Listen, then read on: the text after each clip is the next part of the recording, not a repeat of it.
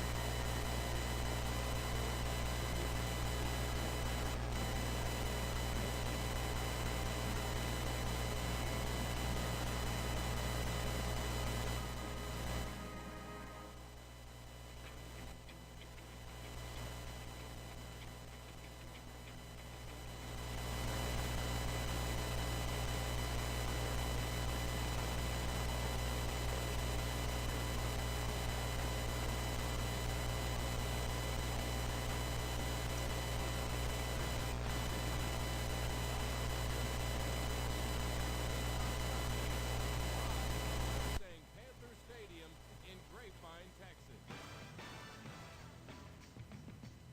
Now, let's go live to Mustang Panther Stadium and join Doug Branch and Chris Beam.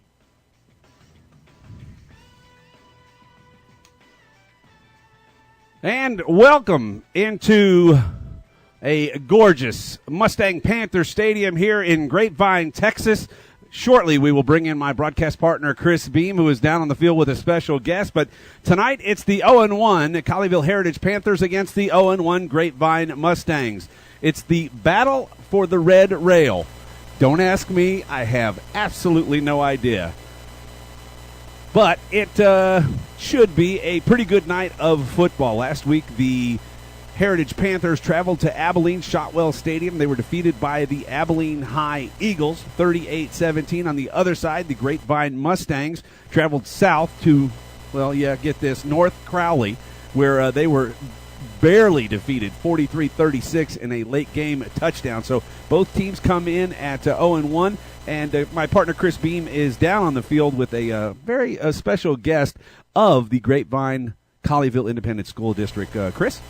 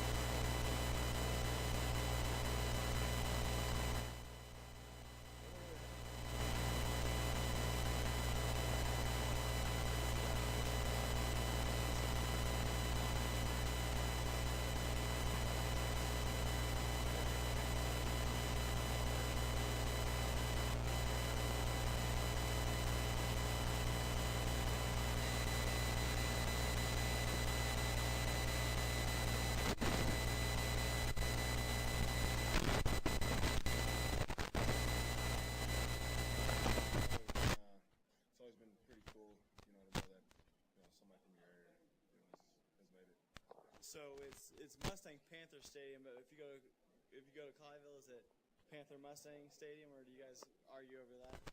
No, I don't even know. It was, because it's in Grapevine. All right, Henry, thanks a lot. Doug, back to you. All right, Chris Beam, thank you very much for that. Special guest Henry Melton of the Dallas Cowboys here on the site to cheer on, well, unfortunately, his team, the eventual potential losers tonight, the Grapevine Mustangs. So it's Colleyville Heritage Panther football from Mustang Panther Stadium. Back with more on Champion Sports Radio. It's the Whirly Ball pregame show after this. Proud sponsor of Colleyville Heritage Panther football. The Jason Ridley Agency offers home, auto, boat, motorcycle, RV, No, you just coverage for all your valuable property, including business insurance. The Jason Ridley Agency is conveniently located in Colleyville, and you can find them online at jasonridley.com or call them today at 817-281-4500. The Jason Ridley Agency says, "Go Panthers."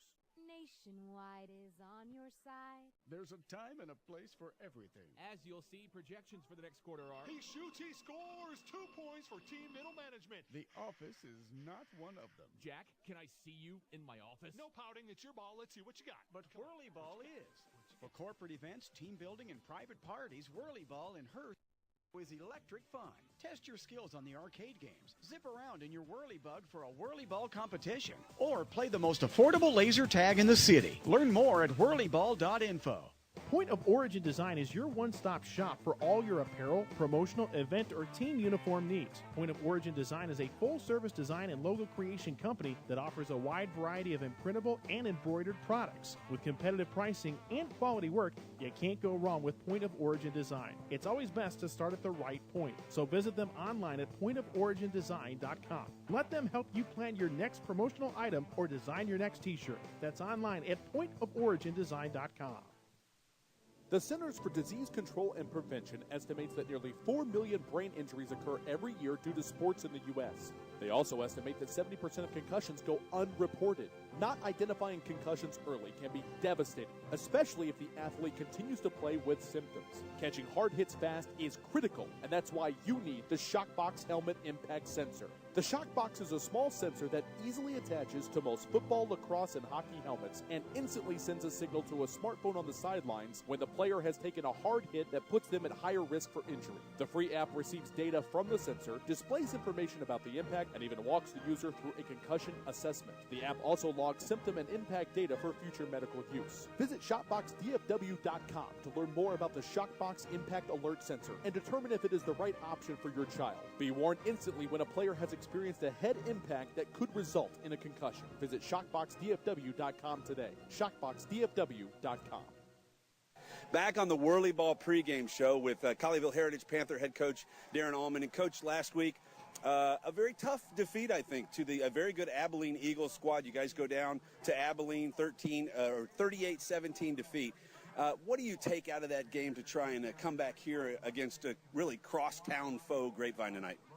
Well, last week we did a good job of making it hard on ourselves. You know, everything that we had worked for to get ourselves to that point in the third quarter where we had all the momentum. It was 21-17. We had a punt return that was going to put us on the 10-yard line with a chance to take the lead there in the third quarter. Punt gets called back for penalty, and we end up on our own 35 instead of their 10 and fumbled 2 plays later. And, so I think, giving up that momentum, we got to learn to regain it, and that's what, we didn't do the other night. We needed to make a stop right there after that fumble. We didn't get it done, and,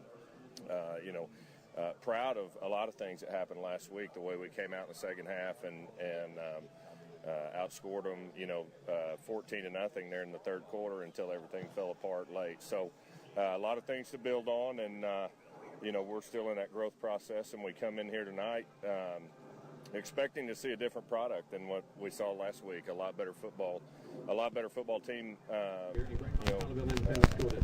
We've got to produce, and we expect to see more emotional opponent than what we saw last week. Maybe a different football team. I don't know if they're as good as Abilene High, but they're going to be a lot more emotionally charged than Abilene High was. So it'll be the same challenge for us. From the broadcast point of view, it seemed like really in the second half, wrapping guys up. I know you had to have had a tough week with these guys saying, hey, if you can get to them, let's tackle them. Yeah, that's right. A lot of that is conditioning, and there's really only one way to get in shape playing football, and that's to play. And we didn't really get an off season with these guys, and they were most of the guys in our program were in transition from the time Coach Fuller decided to go to Decatur to the time that I decided to come here. So they went some time without a head coach in place, and that's not an excuse. It's just a reality. When you miss that much off season, not knowing who your staff's going to be, then it's going to take you a while to recover from that. So we're still in the get in shape mode right now, and the positive of that is I think you'll see dramatic improvement as the weeks go on things like that, tackling, mental mistakes, penalties, the things that happen that are negative when you get tired. Hopefully we're getting better and better at that each week. What will we see different tonight offensively? Obviously a week to kind of get the guys' legs under themselves, like you said, but maybe you can throw a little wrinkle in. Of course, you don't want to throw in too much before district starts. Yeah, we knew immediately after the game the other night in Abilene that we didn't have enough offense on. The challenge, as a coaching staff is early in the year, especially when you're new and the system's new, is not to put on too much too fast, and so we've tried to be real careful there. But you'll see a lot more offense tonight. You'll see more two-back gun. Not a whole lot of different formations, but probably more people touching the ball in different ways, and a more balanced offense for sure. We'll be in a lot more two-backs than we were last Friday. Key to try and get the victory tonight, both offensively and defensively, would be what? Well, I think defensively we've got to stop the run. They're a two-back power running team as well, and they've got an explosive offense. So I think stopping the run is always the key defensively. I feel like any time over the years when and the teams that I've coached, if we were able to stop the run, we win most of the time. And of course you can't give up the big plays. And then offensively, controlling the football, we're going to try to go pretty fast tonight, and just playing mistake-free football.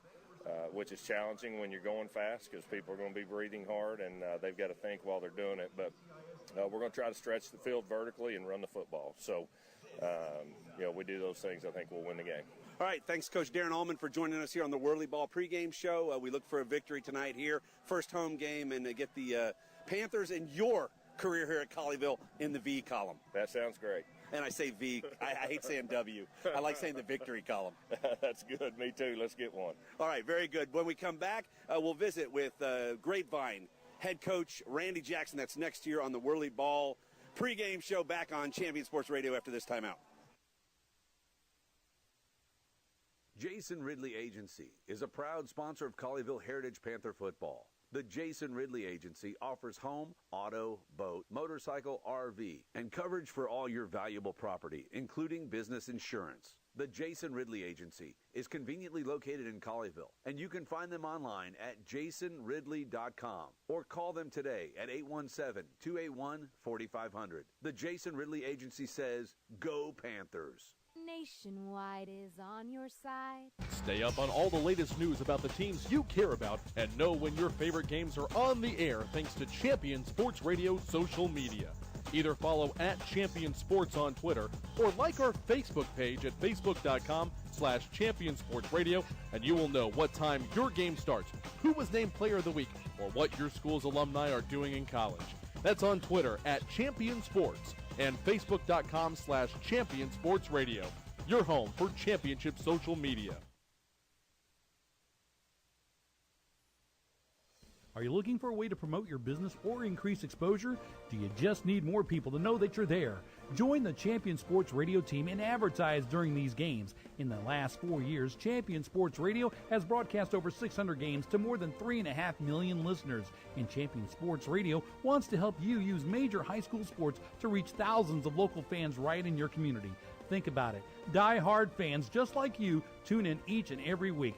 giving your business unparalleled access to the Ross community. Bank, It's the representing- perfect way for smaller, individually owned businesses to cultivate a core clientele or expand their already loyal customer base. To secure your prime commercial spot during the broadcast, contact Thomas Lee at Champion Sports Radio by phone at 972-741-0334. That's 972-741-0334 or online at championsportsradio.com. Champion Sports Radio, your home for championship broadcast.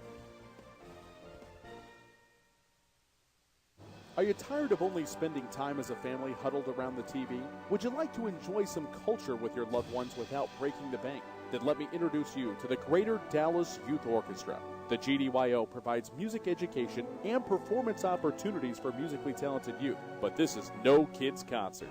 The GDYO comprises 7 different ensembles made up of over 425 talented musicians ages 8 to 18, representing more than 50 communities in North Texas.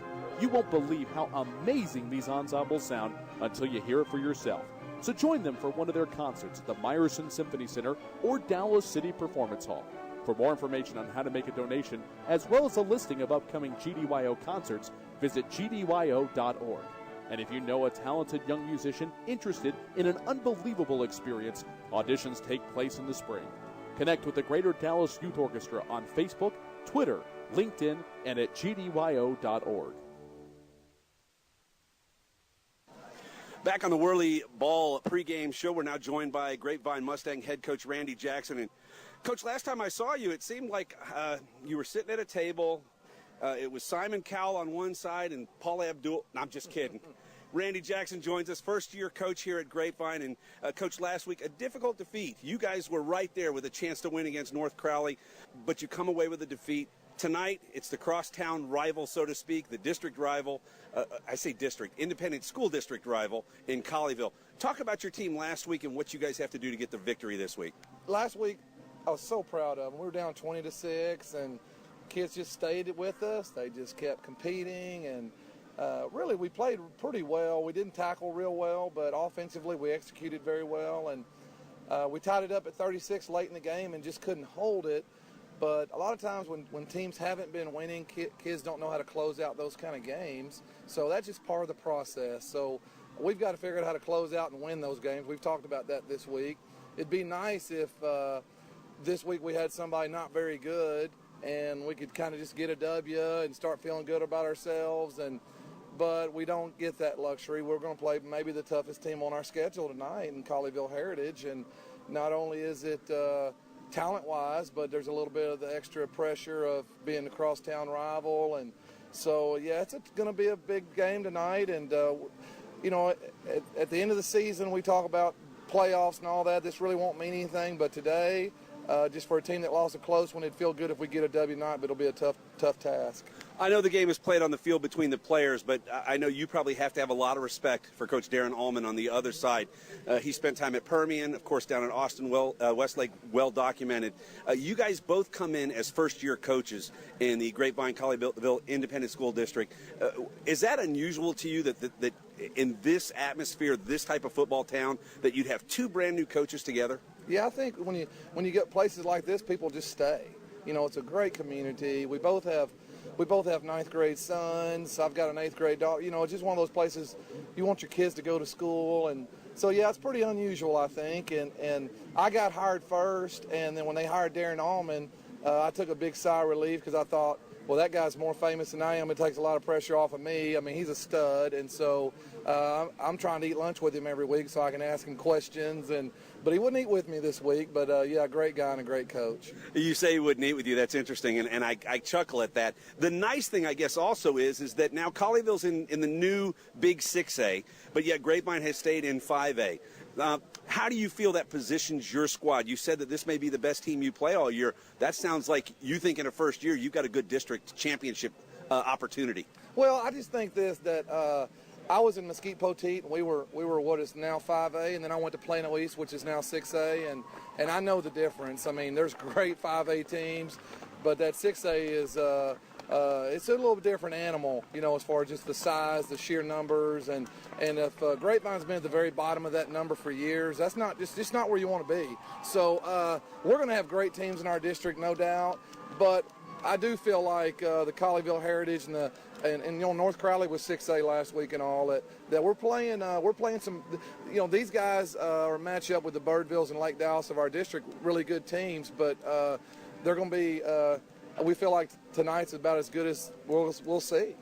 Give me your 3 keys for the Grapevine Mustangs to walk away with the victory tonight against Colleyville. We have to just maintain our composure and can't let the rivalry stuff get to us. Last week we did not stop the run, so we know this week we're going to have to stop the run. It's always about penalties and turnovers. So we got to stop the run. We have to limit our penalties, and we have to win the turnover battle. And last week we won the penalty battle and didn't win it in the other 2, and that's what it'll come down to tonight. All right, Coach Randy Jackson, we thank you for stopping by on the pregame show. And hey, dog, get her done tonight. Thank you. All right, thanks a lot. All right.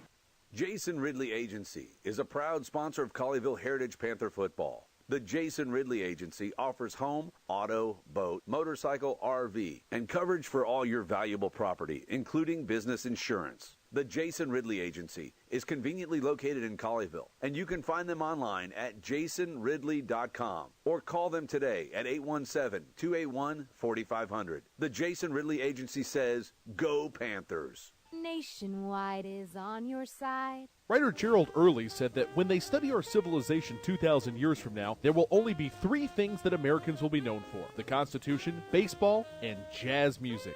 GDYO's Jazz Institute provides young musicians in North Texas the opportunity to learn what it means to be a jazz musician through weekly technique classes and combo rehearsals with professional jazz musicians. From the first note to the final round of applause, GDYO Jazz Institute concerts will amaze and delight both hardcore jazz cats and new fans alike. Learn more about the truly original American art form through the GDYO Jazz Institute. Online at gdyo.org/jazz. There's a time and a place for everything. As you'll see, projections for the next quarter are... He shoots, he scores! 2 points for team middle management. The office is not one of them. Jack, can I see you in my office? No pouting, it's your ball. Let's see what you got. But Whirly Ball is. For corporate events, team building, and private parties, Whirly Ball in Hearst and Plano is electric fun. Test your skills on the arcade games. Zip around in your Whirly Bug for a Whirly Ball competition. Or play the most affordable laser tag in the city. Learn more at whirlyball.info. Point of Origin Design is your one-stop shop for all your apparel, promotional, event, or team uniform needs. Point of Origin Design is a full-service design and logo creation company that offers a wide variety of imprintable and embroidered products. With competitive pricing and quality work, you can't go wrong with Point of Origin Design. It's always best to start at the right point, so visit them online at pointoforigindesign.com. Let them help you plan your next promotional item or design your next t-shirt. That's online at pointoforigindesign.com. The Centers for Disease Control and Prevention estimates that nearly 4 million brain injuries occur every year due to sports in the U.S. They also estimate that 70% of concussions go unreported. Not identifying concussions early can be devastating, especially if the athlete continues to play with symptoms. Catching hard hits fast is critical, and that's why you need the Shockbox Helmet Impact Sensor. The Shockbox is a small sensor that easily attaches to most football, lacrosse, and hockey helmets and instantly sends a signal to a smartphone on the sidelines when the player has taken a hard hit that puts them at higher risk for injury. The free app receives data from the sensor, displays information about the impact, and even walks the user through a concussion assessment. The app also logs symptom and impact data for future medical use. Visit ShopboxDFW.com to learn more about the Shockbox Impact Alert Sensor and determine if it is the right option for your child. Be warned instantly when a player has experienced a head impact that could result in a concussion. Visit ShockboxDFW.com today. ShockboxDFW.com.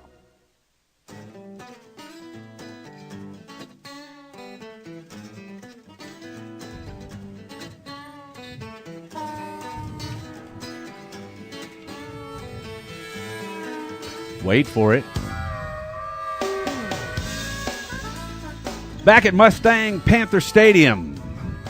It's the Colleyville Heritage Panthers and the, I'm going to mess that up, Grapevine Mustangs. That's right. I'm looking at Mustang Panther Stadium, but tonight we may occasionally change it to Panther Mustang Stadium. That's because right. The Colleyville so we did Heritage, when I was a senior here. Did you? The Panthers it was Panther Mustang Stadium. Are the home team. Not Mustang Panther. And the guy interrupted me right now is my broadcast partner. We'll welcome him back in, Chris Beam. Had a chance to visit a little bit earlier with Dallas Cowboy Henry Melton, who is a Grapevine Mustang alum. Of course, Chris being the first captain ever of the Colleyville Heritage Panthers back in. By the way, it was like was that 8 90 of us, what? by the way. 96. 96. Yeah. 96. Let's see if I could be your dad. You could be my dad, actually. But I'm not, because you are you old. do not look good enough. Yeah. All right, your children. Big football game tonight. One of these teams is going to get victory number 1 on the season. Of course, we hope it's the Panthers, simply because we broadcast for the Colleyville Heritage Panthers. And last week we took the long drive out to Abilene, and it did not come back with a successful finish. But give me your thoughts about last week's game at Abilene and what Colleyville has to do tonight to beat what will probably be a very tough Grapevine team. I think one thing that they didn't do last week against Abilene was run the football. They really, Coach Allman mentioned to us in the pregame show that he's going to change it up a little bit this week and try to run the ball against Grapevine. I honestly believe that Clayton Oliver last week for his rookie to start off his senior year with his first start was kind of. Not really indecisive, but he wasn't really on. He missed some deep throws that could have changed the game a little bit. But a couple keys to this game for the Grapevine Mustang or for the Colleyville Heritage Panthers is they have to run the ball. And against Grapevine, it may be a little bit easier because they gave up 357 yards last week to North Crawley. Second of all, they need to stop Barry. Barry is Sam Barry is the quarterback for the Grapevine Mustangs, and he's an athlete. Last year, he played in three different positions. This year, they said, we'll just stick to quarterback for you. All right. Well, they are at midfield for the toss. Let's go ahead and take a timeout. When we come back, we'll have the starting lineups and let you know who won the toss and get it underway here from Mustang Panther Stadium. He's Chris Beam. I'm Doug Branch, back on Champion Sports Radio after this timeout. Many heart conditions can be fixed, but many of us don't know we have a problem until it's too late. On April 2nd, 2009, Zachary Schroff, a 16-year-old sophomore offensive lineman, died of sudden cardiac arrest, the number 1 cause of death among student athletes. Like so many SCA victims, Zach had no heart issues, nor did anyone in his family. If Zach had an echocardiogram, he might have been able to avoid suffering a condition that takes 10,000 of our youth each year. In his memory, Living for Zachary was formed to try and prevent SCA from taking the lives of youth everywhere. Join in the fight today and stop the silent killer of SCA by scheduling your young athlete for an echocardiogram, a procedure that can detect any heart issue with 99% accuracy. For more information, visit www.livingforzachary.org. That's living4zachary.org, and let your heart be heard. This broadcast is under the direction and is copywritten by Champion Sports Radio. Any rebroadcast, retransmission, or use of the audio stream, and any and all other use of the accounts of this broadcast without the direct written consent and permission of Champion Sports Radio is strictly prohibited. All rights are reserved by Champion Sports Radio and ChampionSportsRadio.com. This is a presentation of Champion Sports Radio, your home for championship broadcasts.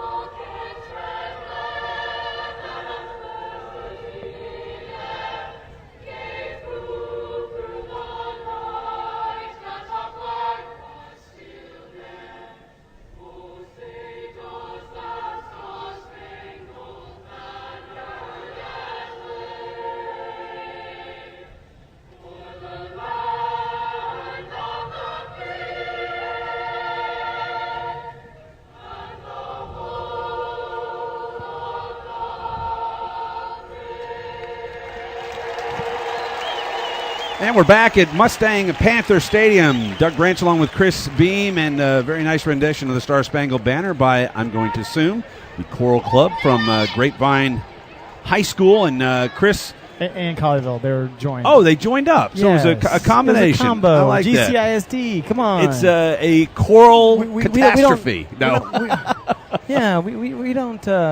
We don't dislike the glee clubs from the other schools, just the football teams. All right, very good. Well, we're going to be set to get underway here momentarily from Mustang Panther Stadium, or as we'll try to work it in a few times, call it Panther Mustang Stadium, here in Grapevine. That will not change. We're in Grapevine, Texas. The toss was won by the Colleyville Heritage Panthers. They will elect to receive the ball and defend the north end zone, and we'll go ahead and give you their offensive lineup. At left tackle, number 74, Nick Walter, 6'1", 250. He's a junior. The left guard is number 68, Patrick Blasingame. He is 6'2", 265. He is a junior. The center is number 75, Jacob Kramer, 6'2", 250. He's a sophomore. The right guard, Trey Poirier, wearing number 59, 6 foot, 230. He's a junior. And the right tackle, number 70, Connor McAnally, 6'3", 260. He is a senior. Quarterback, of course, is number 12, Clayton Oliver, 6 foot, 180. He's a senior. Had a really nice week last week, 15 of 34 for 206 yards, a touchdown. Unfortunately, Chris, 3 interceptions. Behind him, you will see number 27, DeMarco Corbin. Corbin is 6 foot, 200. He's a senior. And number 22, Justin Toberny, 5'9", 175, also a senior. 5 receivers will hit the field at a time. We'll get to them in a minute as the ball is put into play from the 40-yard line. It's a fair catch and muffed at the 13-yard line and fallen on by Jamari Williams at the 10. So that's where the Colleyville Heritage Panthers will start possession number 1. We go to the wide receivers. It's Jackson Zeladon wearing number 8. Camden Arnold wearing 9. Kevin Salinas with 13 on his back. Nico Torres, we think he's going to be an 86 tonight, but we'll let you know as soon as we verify that. And Michael Prescott wearing 45. They'll line up with 2 receivers to the high side, 1 receiver to the near side, and the backfield full with Corbin and Toberny. Torres actually is the number 85 this week.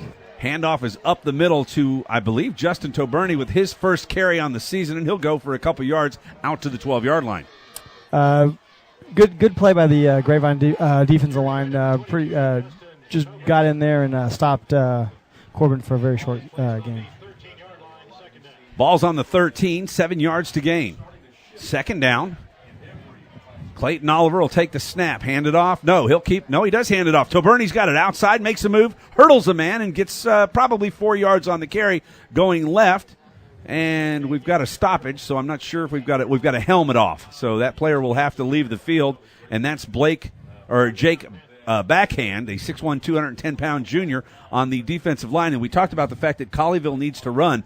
On the front line for Grapevine, you've got Eric Moore at 215, Brian Andrews at 185, the aforementioned Jake Backhand at 210, and Max Wharton at 215. So it's not like you got a bunch of beef. Oliver to throw, outside, right side, Toberny, who's touched the ball now 3 times in a row, and he'll go for a first down in the 13-yard gain out to the 30. That's 3 more times than he touched it last week, and looks like they're trying to get Toberny in the offense early this week.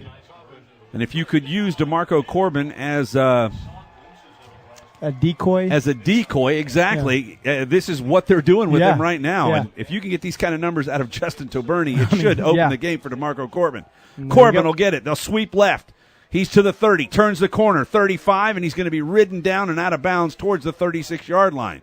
Using those big, powerful legs to carry a Grapevine defender 5 yards on his back. He got hit at the line of scrimmage and just carried him right down to 5 yards down the field, the 35-yard line. Jake Johnson and Jeremy Case on the tackle for the Grapevine Mustangs. Second down and 4, balls at the 36-yard line. 2 receivers to the near side, 1 to the top side. Oliver to throw, looking left. Got a man coming over the middle. He lobs it up there. It's Zeladon. Caught. No, it's pulled away from him. He almost, Chris, looked like he started to run before Jake Johnson reached in and kind of ripped his arms down, and the ball falls to the turf. Hey, really good play by Jake Johnson. Got in there, broke it up, undercut the route. It looked like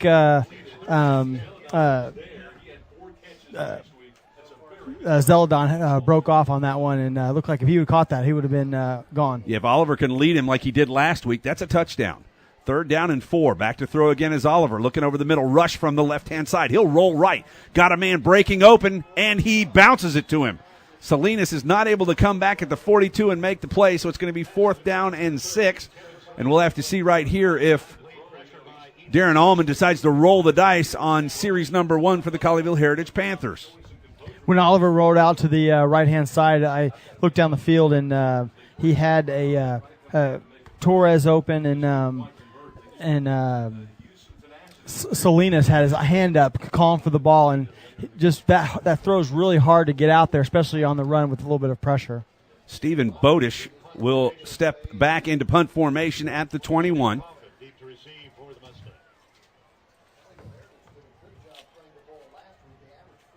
Garrett Scotch is the deep snapper. Ball's back, nice snap. Kick from Bodish is end over end. Fair catch is called for at the 31-yard line.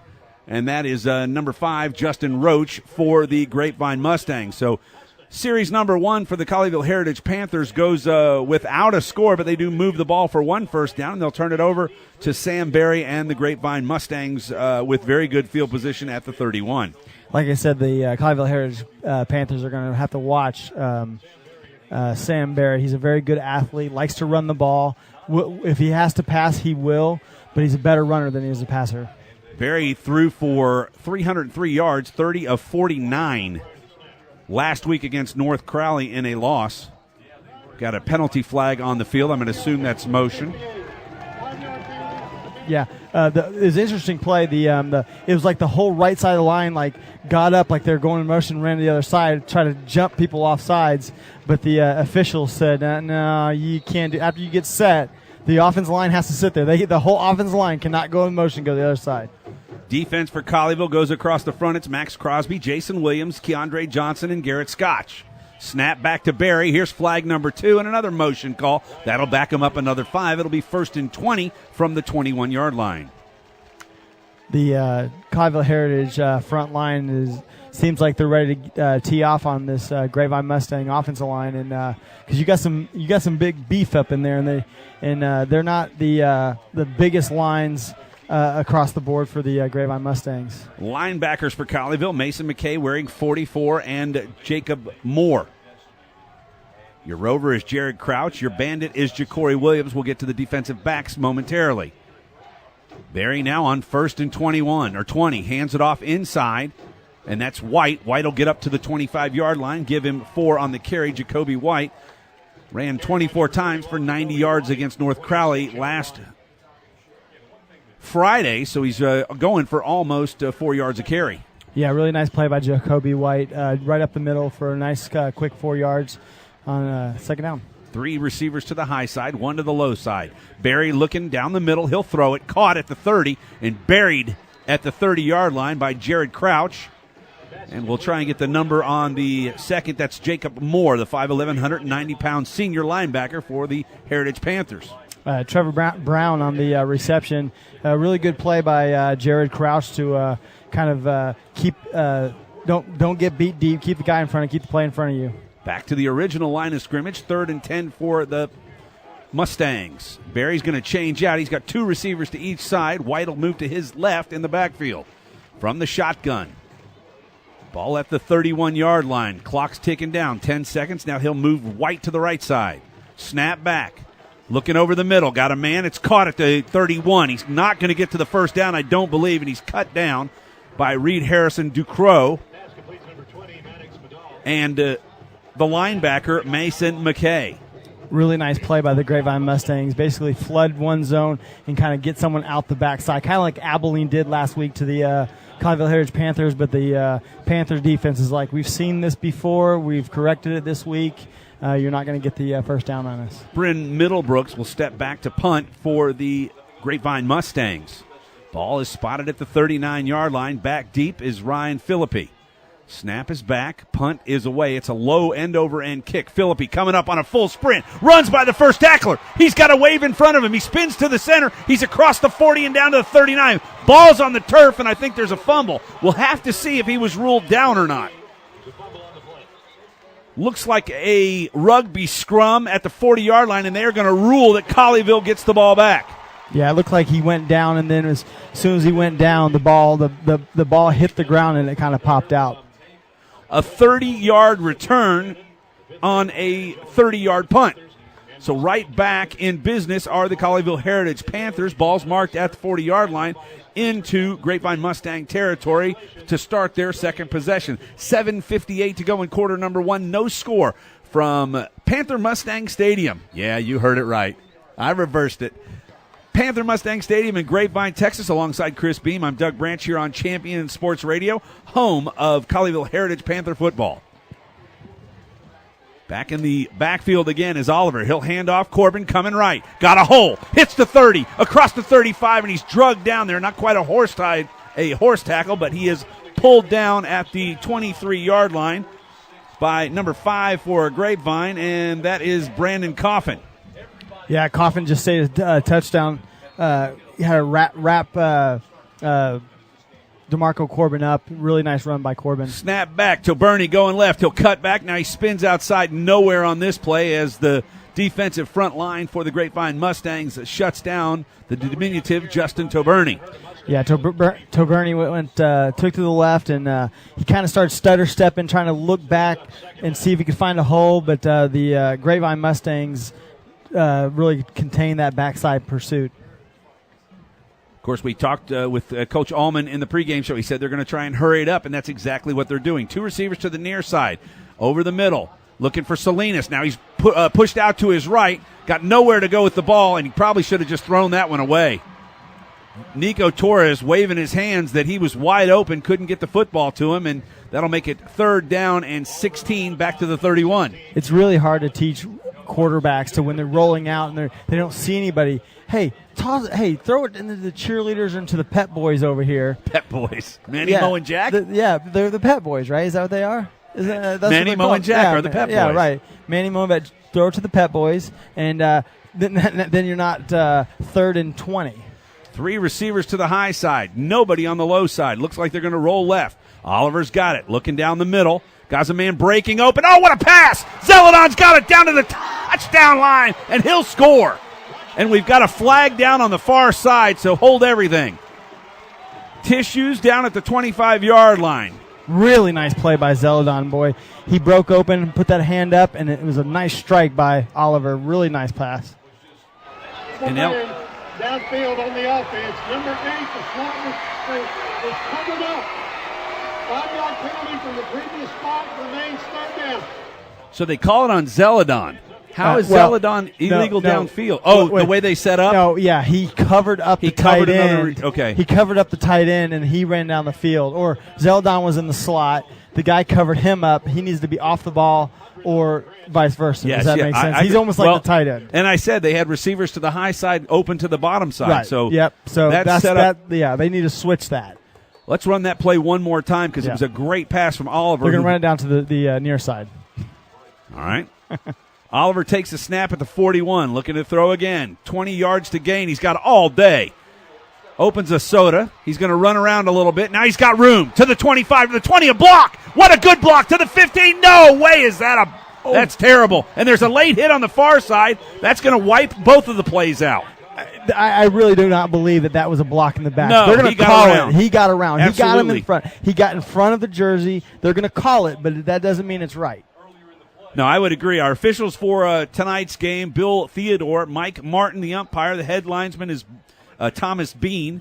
The line judge is Kevin Yarborough, and the back judge is John Wynn. And Bill Theodore, unfortunately, misses that call because he waited for the defender to actually turn and then hit him right in the chest.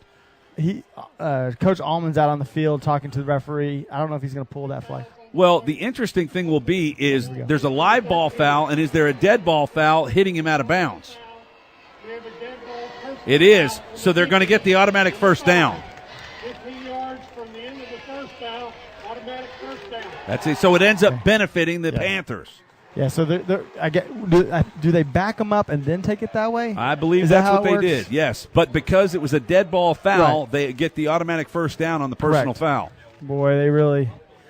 I would rather have the half the distance to the goal down by 10 because really that was a really tough call. Oliver's got it, hands it off inside to Bernie, jumps to his left. He'll get just a few yards, maybe 4 down to the 19-yard line. Make that the 14-yard line as they started at the 17. Man, Toe Burning, when you go down the sideline, you see this guy. He's got these tree trunks for legs. He's only about 5'7", but he's really big down below, which you really want from like a really quick runner. 5'9", 175. 195. 5'7"? 5'9", 175, it says. Okay, I guarantee you he's not that 5'9". tall? All right. I'll take your word for it. You've been around a lot of 5'9" people. Yeah, I'm 5'9", and he's not 5'9". Actually, Corbin I'm 5'10". coming right. Got a block. Fights through the tackler, and I don't know if he put the ball on the turf. It does not look like it, but he's got enough for the first down just inside the 6. So into the red zone for the Red Rail tonight here at Mustang Panther Stadium. Corbin is such a big running back. I mean, it is really hard to bring this guy down because he knows how to use his pads, get low. He's almost like a if you ever watch the Cowboys preseason game, Ryan Williams, he's not as tall, but he'll run you over. Jamari Williams is in. He's got it going left. Shimmy shakes, and he's going to go down. Unfortunately, he gets his shoulders going east-west instead of north-south, and that's all it takes, and the defense buries him for what looks to be about a 3-yard loss back to the 7. Well, Jamari Williams needs to hold on to the football. That's all I know. Because last week he cost him, but this week he needs to get up the field. It's the same play it was last week. You cut across the thing, get the ball, find a hole, go. If you keep going east-west, that's not going to work out for you. You need to go north-south. Torres and Arnold to the near side. Cannot tell who's up on the high side. Back to throw is Oliver. Getting a rush. He'll move out to his right. Looking across the field. Can't find anybody. Now he does, and he throws it away. Right to the defensive back, 34. We'll get his name in a moment. He's still up, and he'll get to the 7-yard line, and that's a poor pass by Clayton Oliver. Ethan Nell picks it off at the goal line, and he hit him right between the 3 and the 4. On that play, what he needs to do is Corbin was right behind him, and he was getting separation behind him. So Ethan Neal was sitting on the goal line, covering Corbin. Corbin started backing up. Besides, you just need to basically like lob it like you're doing softball right over his head. Even threw it right to him. Even a little Michael Jordan shot. Michael Jordan, just throw it right to him, almost like Brett Favre used to really be good at that. Just toss it up. Handoff up the middle to Ja'Cory White. He is knocked down after maybe a gain of 2. We'll mark it at 1. Ball up to the 9-yard line. It'll be 2nd down and 9 for the Grapevine Mustangs, who are able to pocket the first turnover of the game. No score, 4:23 to go in quarter number 1. It's the Colleyville Heritage Panthers and the Grapevine Mustangs. The two high schools battling out here that are under the umbrella of the Grapevine-Colleyville Independent School District. Going right is White, kept by the quarterback, Barry, and Barry is chopped down there. Nice play on the defensive line, and I believe that was Keandre Johnson. Looked like it was Tank. Tank was in it. Tank Johnson was in there for a nice little knock on his legs. Also, Ryan Philippi coming up from his free safety spot. That's right. Philippi is really good from coming. He is downhill all the time. You watch him break on the ball. If he sees run, he is coming. Let me tell you, he is one of those guys that will light you up. It's unbelievable how fast he gets there. He was 4.5 speed. Barry to throw right through the receiver's hands on the far side, and it's going to be 4th and 9. That'll bring on the punt team for the Grapevine Mustangs. So, as Coach Darren Allman said in the pregame show, the defense would probably stiffen a little bit and be a lot better than they were last week. Haven't missed a tackle so far through 2 possessions. Really nice pressure that time by Max Crosby. Almost got to the quarterback with his height. He almost got there and got a safety because he was chasing him in the end zone. Sam Barry's almost running for his life as Max Crosby was following him. Late onto the field for the Grapevine Mustangs. Ethan Number Neal. 34. Ethan Neal, the one Neal, with the he had the interception. Oh, high snap. Ball is away. It's a wobbler to the right-hand side. Philippi won't get it. Now he does. Picks it up at the 40. Coming right. Cuts back to the center, and he drops the ball on the turf, but it looks like right there to make the recovery was Jacob Moore. Yeah, that's the second time that Philippi put the ball on the ground, and he's lucky that both times the Colleyville Heritage Panthers recovered it. The Colleyville Heritage Panthers are on Champion Sports Radio. This broadcast of the Grapevine-Colleyville Independent School District is sponsored by the Jason Ridley Agency, a full-service insurance agency providing high-quality products, exemplary customer service, and a positive claim experience for every member. Also, Whirly Ball, with 2 locations to serve you, Plano and Hearst. Leagues are forming right now, so visit them online at whirlyball.com. When are you and I playing Whirly Ball together? We do it at the end of the year. It's a big champion Sweet. sports thing. Here's a handoff coming right. Salinas, he'll cut, puts his head down as he really didn't look like he wanted to get much contact right there, and falls ahead for about a 3-yard gain. Ball will be down to the 29. It'll be 2nd and 7 from there. Yeah, real good pursuit by the Grapevine Mustangs. At that point, you just need to get as many yards as you can, live the fight another day. 2nd and 7, ball's at the 29, and really this has been dominated by the Colleyville Heritage Panthers, but we're still scoreless. Snap back, hand off to Corbin, going left, got a lane, and he gets down all the way to the 10-yard line. Looked like he had been grabbed on the face mask, but no clothing on the ground, but that'll be a first down for Big DeMarco Corbin, who goes for close to 12 yards right there.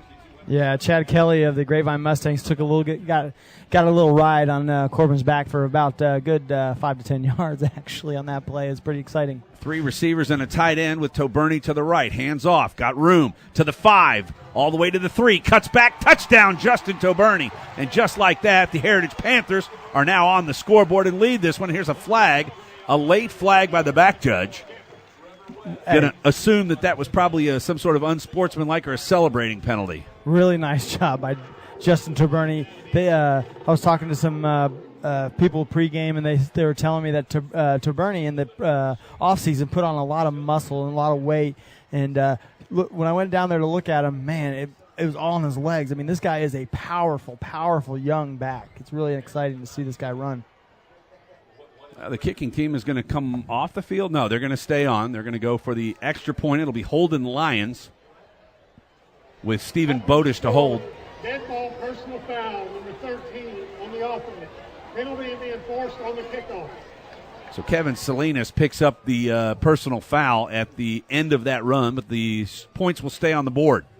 And Colleyville is staked to a 6-0 lead with 2:19 to go in quarter number 1. Extra point to come. They will enforce, as you heard our head official, our referee Bill Theodore say, on the kickoff, which should give Grapevine pretty decent field position. Although I will say Holden Lyons has got one heck of a foot. Look for him to try and drive the ball as far as he can now. Yeah, the Colleyville Heritage Panthers have done a really good job this first quarter keeping the ball on the Grapevine side of the field, or the ISD side of the field here at GCI. That would actually just be the SD side. Well, it's about the 50 SD. Okay, we're on the SD or the GC side. It's been a lot on the SD side. So finish your thought. Oh, go ahead. All right, timeout. Timeout. 2:19 to go in quarter seconds. number 1. Colleyville 7, Grapevine nothing. You're listening on Champion Sports Radio. Jason Ridley Agency is a proud sponsor of Colleyville Heritage Panther football. The Jason Ridley Agency offers home, auto, boat, motorcycle, RV, and coverage for all your valuable property, including business insurance. The Jason Ridley Agency is conveniently located in Colleyville, and you can find them online at jasonridley.com or call them today at 817-281-4500. The Jason Ridley Agency says, go Panthers. Nationwide is on your side.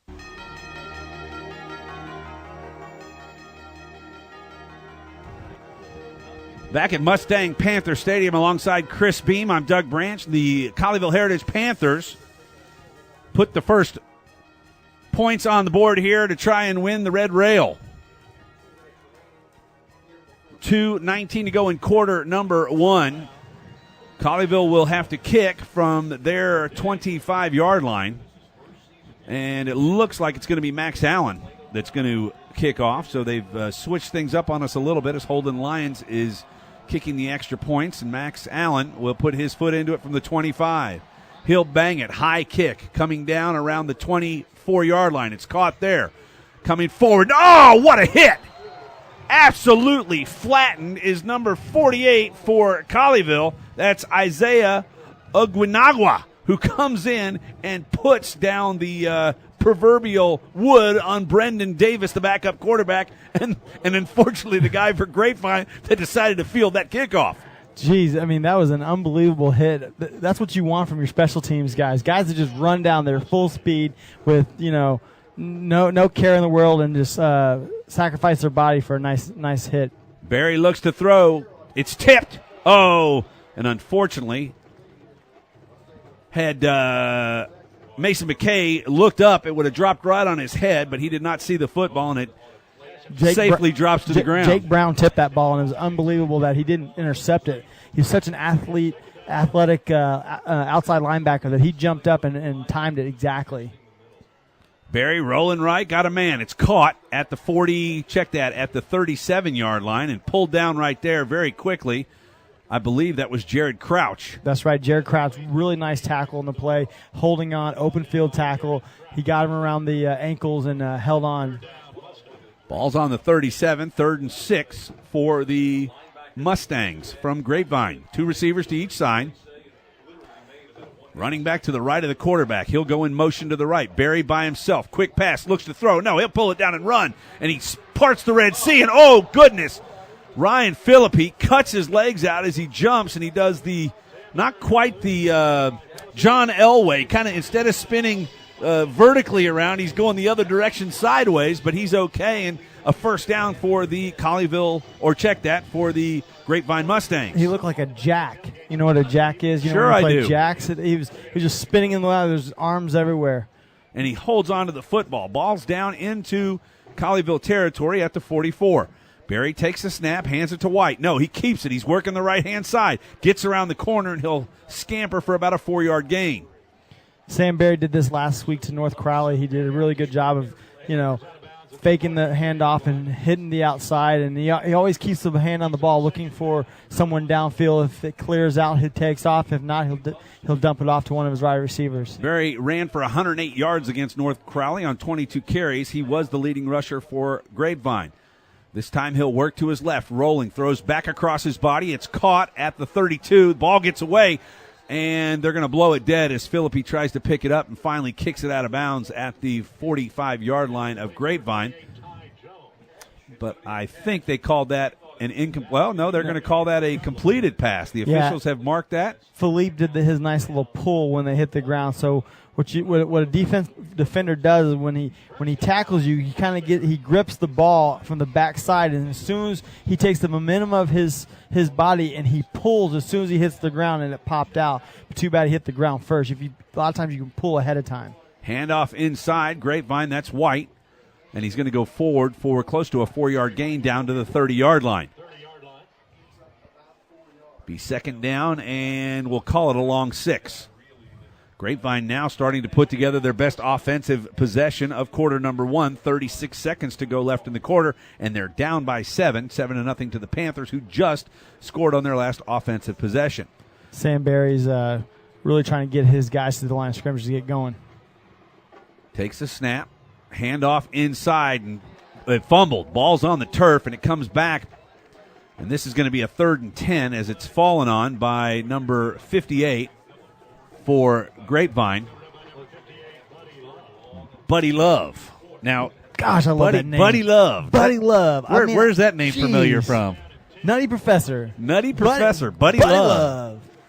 Man, that's a great football name. If our engineer was on spot, he'd be playing the Nutty Professor theme music right now, wouldn't he? Yeah, Buddy Love, a great name, great football name. Oh. That will do it. Quarter number 1 in the books. Colleyville leads 7-0. Back on Championship Sports Radio with the second quarter after a brief timeout.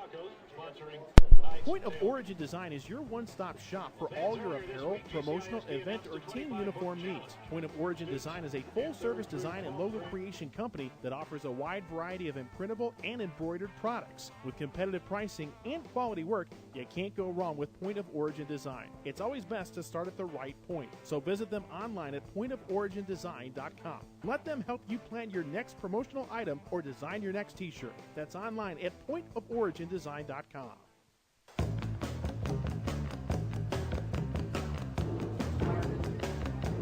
Back at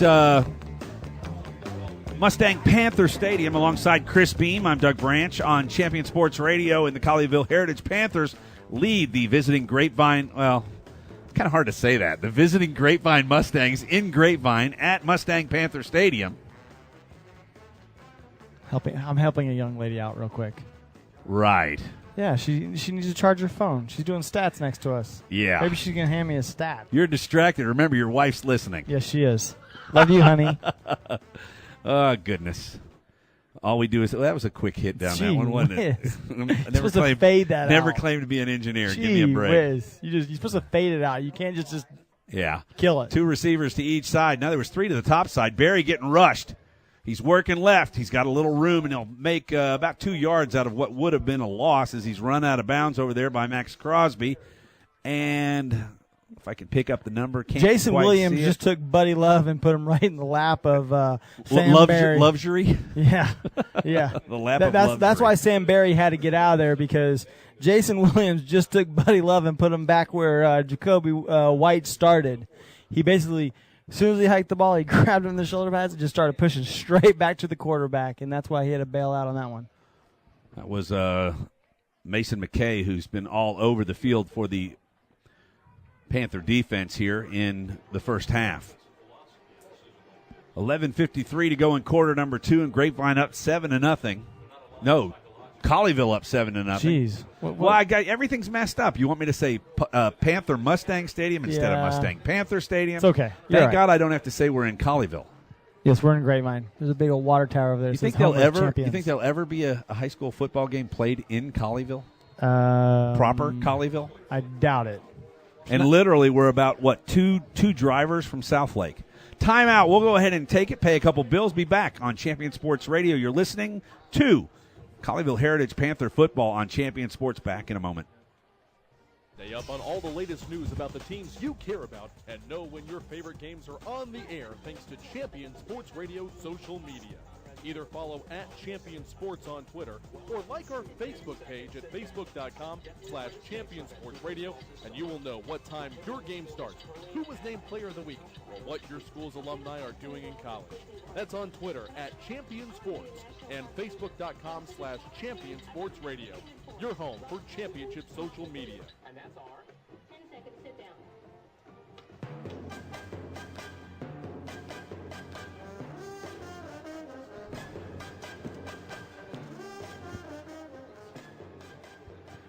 Back at Mustang Panther Stadium in Colleyville, it's the Grapevine Mustangs and the Colleyville Heritage Panthers here on Champion Sports Radio. So far on this drive, Sam Barry has thrown for 13 yards, run for 21. He's back to throw and try and get some more. Up the middle. That could have been, it's tipped. And dropped.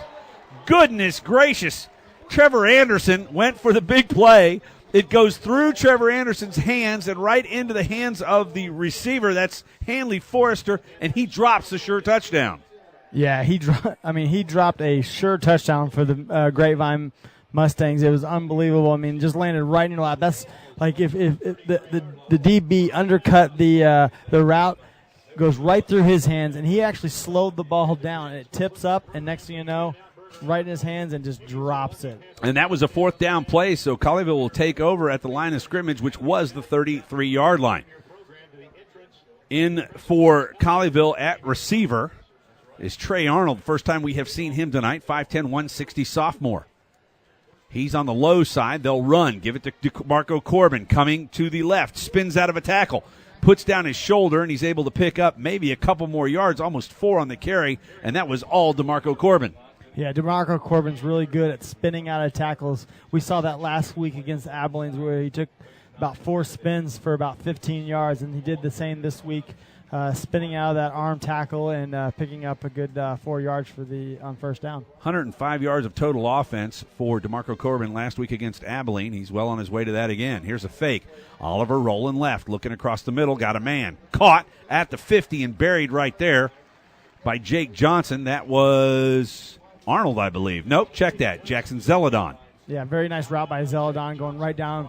Does a inside route right down the 50-yard line, and met up with Clayton Oliver when he rolled out to the right. And nice play by the Colleyville Heritage Panthers. Zeladon, the 6'1", 185-pound senior for Colleyville. Snap back, handoff inside, coming left. Corbin wrapped around the legs again. He's still running. He's got a defender on his back like a Superman cape, and with a little bit of help from all of his friends, he didn't get by. Did you get that? No pun intended. yes, I get by yes. with a little help from my friends. Yes. Yeah. Okay. So. No, I'll give him a yard on the carry. Yeah, he got all that for a yard. But at some point, if you're DeMarco Corbin or you're Darren Allman, you're gonna tell him, hey, go down, live another day. Zealot into the near side, looked to flare out to Toberney and started to run with it before, and that was pretty close to a lateral, although it looks like from our vantage point as we're right down the 45-yard line, it definitely was a forward pass. And into the game for Colleyville will be Cole Carter. Yeah. Toberney to take a seat on the bench after dropping that one. Looked like he got a little anxious right there. Yeah, it looked like he got a little bit too anxious, but Toberney really needs to, if he drops that ball, at least pick it up, because you just never know if they're going to call a fumble. You just never know. 10-16 to go in the half, and Colleyville State to a 7-0 lead. A throwback coming. Carter, wide open. He's got it at the 25. If he keeps his feet, he scores. 5, touchdown, Cole Carter. So not only does he come into the game, but he calls his own play. You got to like it. Really nice play by Carter. Oh, my gosh. He goes down the left-hand side and ends up being wide open out the back door for the Colleyville Heritage Panthers. We got to talk to his dad before the game, and he was pretty excited about his son out here and getting a good shot on the Colleyville Heritage Panthers wide receiver crew. 39-yard strike from Clayton Oliver, and just like that, they've doubled the score with this extra point to follow by Holden Lyons. For a second, I thought they were going to get a little motion right there. Snap is down. Lyons' kick is good. And it's 14-0, and Clayton Oliver is definitely in business. We will take a timeout with the lead, 14-0. 10 minutes to go in the first half. It's Colleyville over Grapevine back on Champion Sports Radio after this timeout. Agency is a proud sponsor of Colleyville Heritage Panther football. The Jason Ridley Agency offers home, auto, boat, motorcycle, RV, and coverage for all your valuable property, including business insurance. The Jason Ridley Agency is conveniently located in Colleyville, and you can find them online at jasonridley.com or call them today at 817-281-4500. The Jason Ridley Agency says, go Panthers. Nationwide is on your side.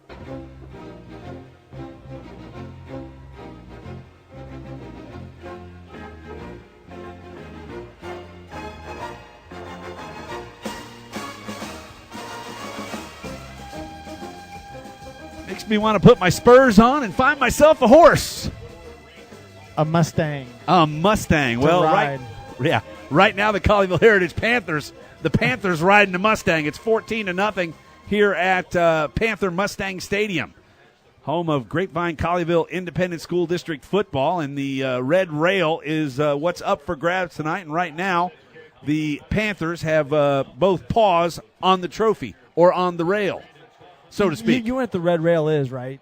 I have no idea. Okay, a rail, like a train rail, okay? There's a rail that runs from Grapevine to Colleyville, the Tarantula train, so there's a red rail that they play for. Come on, man. Kickoff down to the 5, and here's a flag.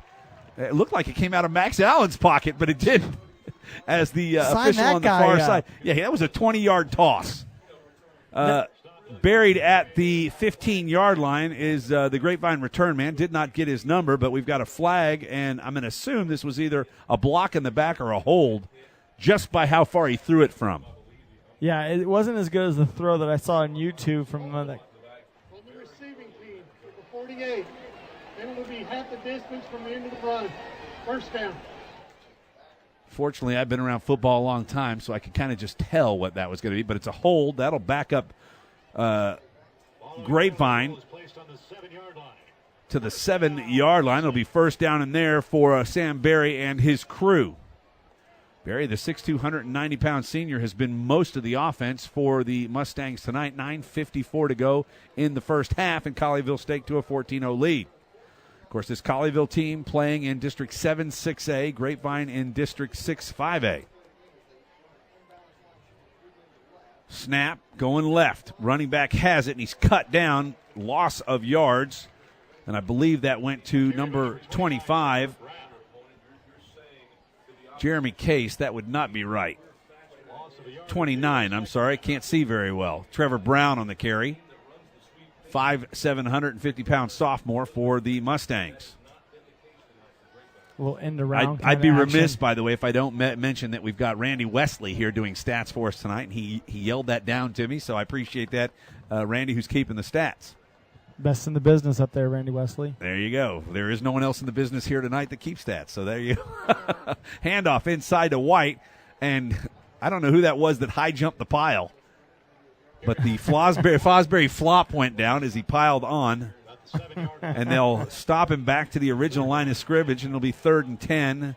That was another Jacoby White, and I've been calling him Jacory, haven't I? Jacoby White. It's Jacoby White. We got Jamaris, Jacobys. And by the way, I think that was Jake Moore that jumped on over the line, and we need to sign him up. Yeah, get him on the track squad. Track squad, man. Or awesome. or give him the ball High for jumper. that Bo Jackson jump over the top. Right.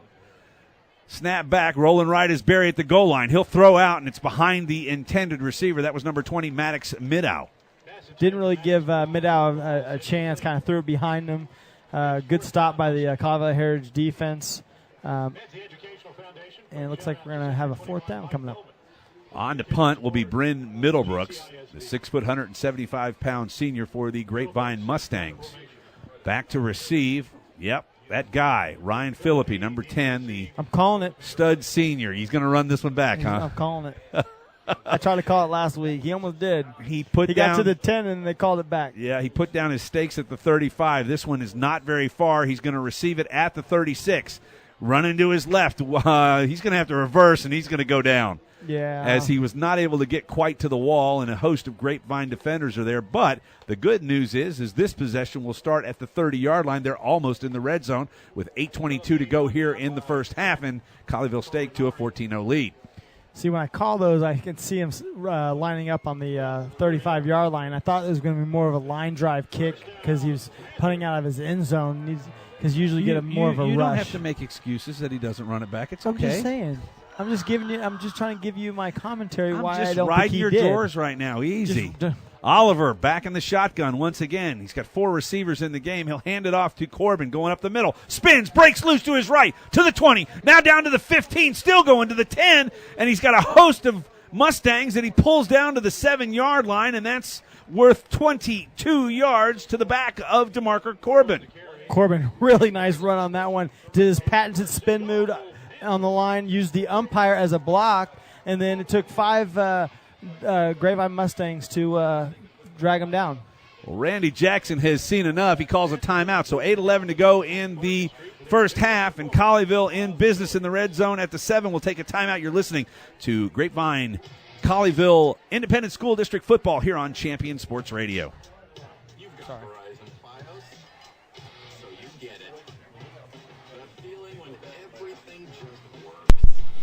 In Command Broadcasting, a sports TV broadcasting and marketing company. In Command Broadcasting provides a wide array of turnkey video production and streaming services. In Command services include filming of sporting events, season highlights, school graduations, corporate infomercials, and documentaries. In Command streams your sporting event or company function over the internet live or on demand.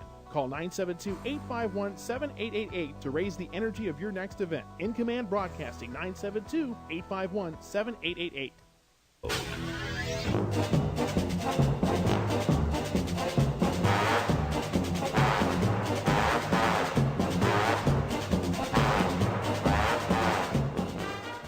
I just love the music. Back on Champion Sports Radio, Mustangs defending their goal from the 7, hand off to Corbin, going right. He gets down to the 5, to the 4. Crowd is getting pushed. He may get into the end zone before this is all over, but no. The official raises the right hand, and he'll be down at the 1, and oops, somebody popped off with something they shouldn't have said because the yellow hanky just got ejected out of his pocket. Yeah, I don't know who this is going to be, but if this is against Colleyville Heritage Panthers, that's a really bad penalty in a bad spot. You got the 1-yard line. You're going to be able to push it in. This will be a 15-yard penalty if that's the case. From the offense, number 27. 15 yards from the end of the run. It is 2nd down. That's number 27's first unsportsmanlike foul. Well, you heard it right there. DeMarco Corbin picks up the unsportsmanlike. So I'm not sure what was said. Maybe somebody did a little extra grab in the pile. Yeah. A little cha-ching-a-ling? Yeah, I don't. He probably threw the ball up and said, "You guys can't hold on to me," or something like that. Or did you enjoy the ride? We'll go with that. Do you need tickets for this ride? Buy a ticket for your next vacation. Oliver fakes the handoff to DeBernie, runs into the line, and he's going to be stopped at the 13. So it'll be third down and goal from the 13-yard line.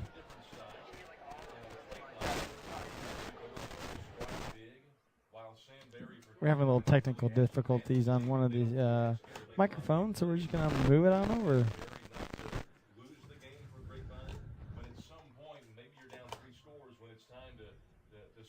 Toberni on that last play, it was...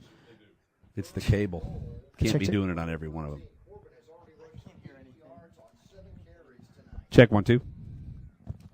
Check. Mine works. Oliver throws, got a man in the end zone. Oh, can't catch it. Trey Arnold lays out on the left-hand side, and he's not able to come down with it.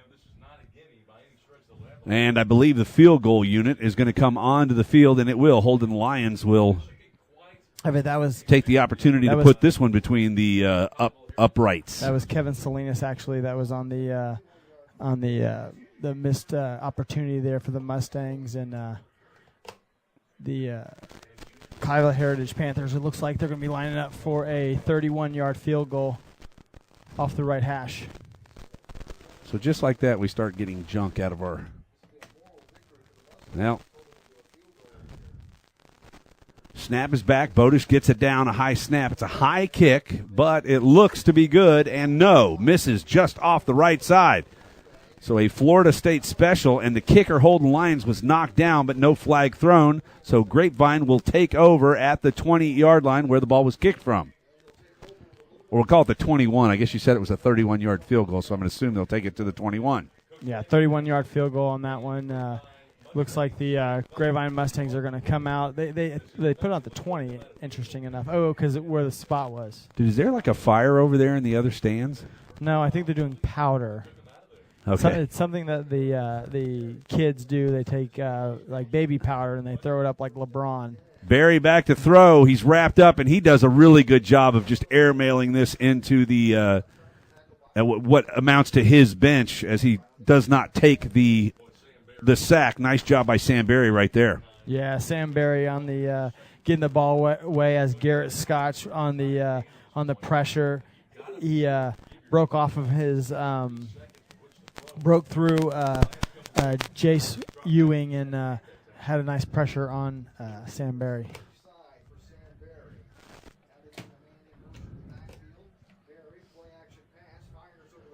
Pass is over the middle from Barry to the intended receiver. Maddox Midow, but he wasn't able to get to it, and it'll be third down and 10, balls at the 20-yard line.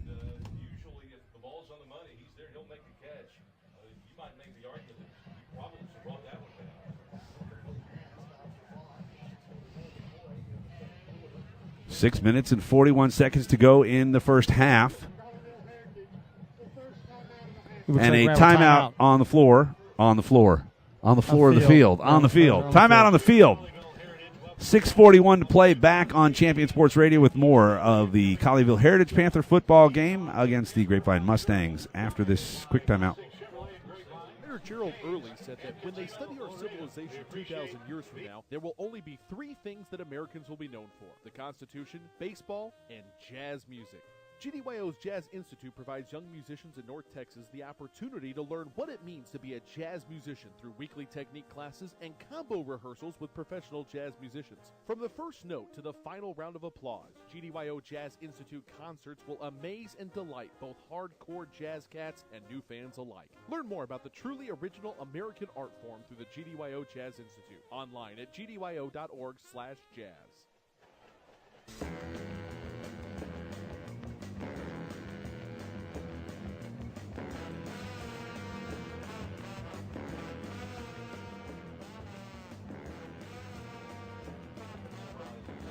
Back at Mustang Panther Stadium, Grapevine's got it, third down and 10 yards from the 20. Snap back.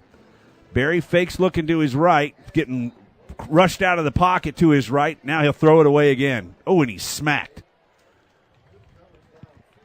Nice coverage downfield by the Panther defense. And that was that guy again. I like it when he gets down there. Mason McKay puts his hands in the shoulder of Sam Berry and sends him for a little unpaid trip. I think that was I tried to do like a running or wide receiver screen. It didn't work out because I looked up and Trevor Brown is on the 30-yard line trying to block, and Sam Berry's back there trying to find a wide receiver, and he's sitting there trying to block his guy. Get away from him, clear out, and maybe he'll throw you the ball. Middlebrooks hits a line drive kick that Ryan Philippi fields at the 49. So just like that, Colleyville will be back in business on the offensive side at the 49-yard line and up by 14 points, 14-0 with 6:25 to go here in quarter number 2. In Command Broadcasting is sports broadcasting, TV, and marketing company. They'll do it for you. Call them at 972-851-7888 or online at incommandbroadcasting.com. Point of Origin Design, a full-service design and logo creation company that offers a wide variety of imprintable and embroidered products. Online at pointoforigin.com. And also shockboxdfw.com. Be warned instantly when a player has experienced a head impact that could result in a concussion. Visit shockboxdfw.com. We could use that at my house. I got 3 kids that I'd like to give concussions to. Here's a throw out left side. Zeledon's got it on the screen. He'll gain 4 yards, and now a host of, well, they finally get him down. I thought they got him down earlier, but they did not. Zeledon will get the 4-yard progress all the way up to the 47-yard line inside Mustang territory. Really good play by DeMarco Corbin out of the backfield on that play. I know it's you see the guy, you can always hear the guy who gets the ball, but Corbin runs out of the backfield, gets a really nice block, and then gets up and blocks another guy. So he loves contact, DeMarco Corbin. Corbin gets the ball going off the right-hand side, and he'll pick up about 9 yards, give him the first down all the way down to the 33-yard line of the Mustangs. Yeah, if this game ends up in a tie, they will definitely win by penetrations. Remember that when you used to have a tie, like 14-14 in the state championship game, and it was someone won by penetrations? Do you remember that back in the old days?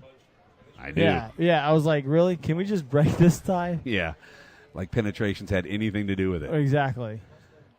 Toberny and DeMarco Corbin in the backfield. Oliver back to throw, getting rushed. He's got plenty of room, running to his right. He'll cut back up inside and dive down to the 30, about 1.5 yards short of the first down. Really nice play by the quarterback, Clayton Oliver. Scrambles around, gets a nice couple blocks, and then open field when he sees the pursuit by the Grapevine Mustangs. He gets down and lives and says, "Hey, let's get." See if DeMarco Corbin can pick this first down for me. He gives it to Toberny. Toberny's going to get it and more. He is. Got about 4 yards on the carry, and that'll get the ball down to the 26-yard line. That'll be a first down for the Colleyville Heritage Panthers. As coming into the game, number 14 for Colleyville, that's Jamari Williams, the junior running back. You see, the difference between a quarterback running and DeMarco Corbin is Oliver runs, and when he sees things, he goes down. And Corbin, he just runs right through him. Yeah, he's looking for the wall. He's Hand off, right side to Williams. He's got room. Jukes puts his hand out to stiff arm. He's hit at the 10, pushed down to the 6, and they keep going forward. It's the rugby, what do you call that? Scrum. The rugby scrum. And they'll blow it dead at the 5-yard line, so a nice 15-yard gain for one Jamari Williams.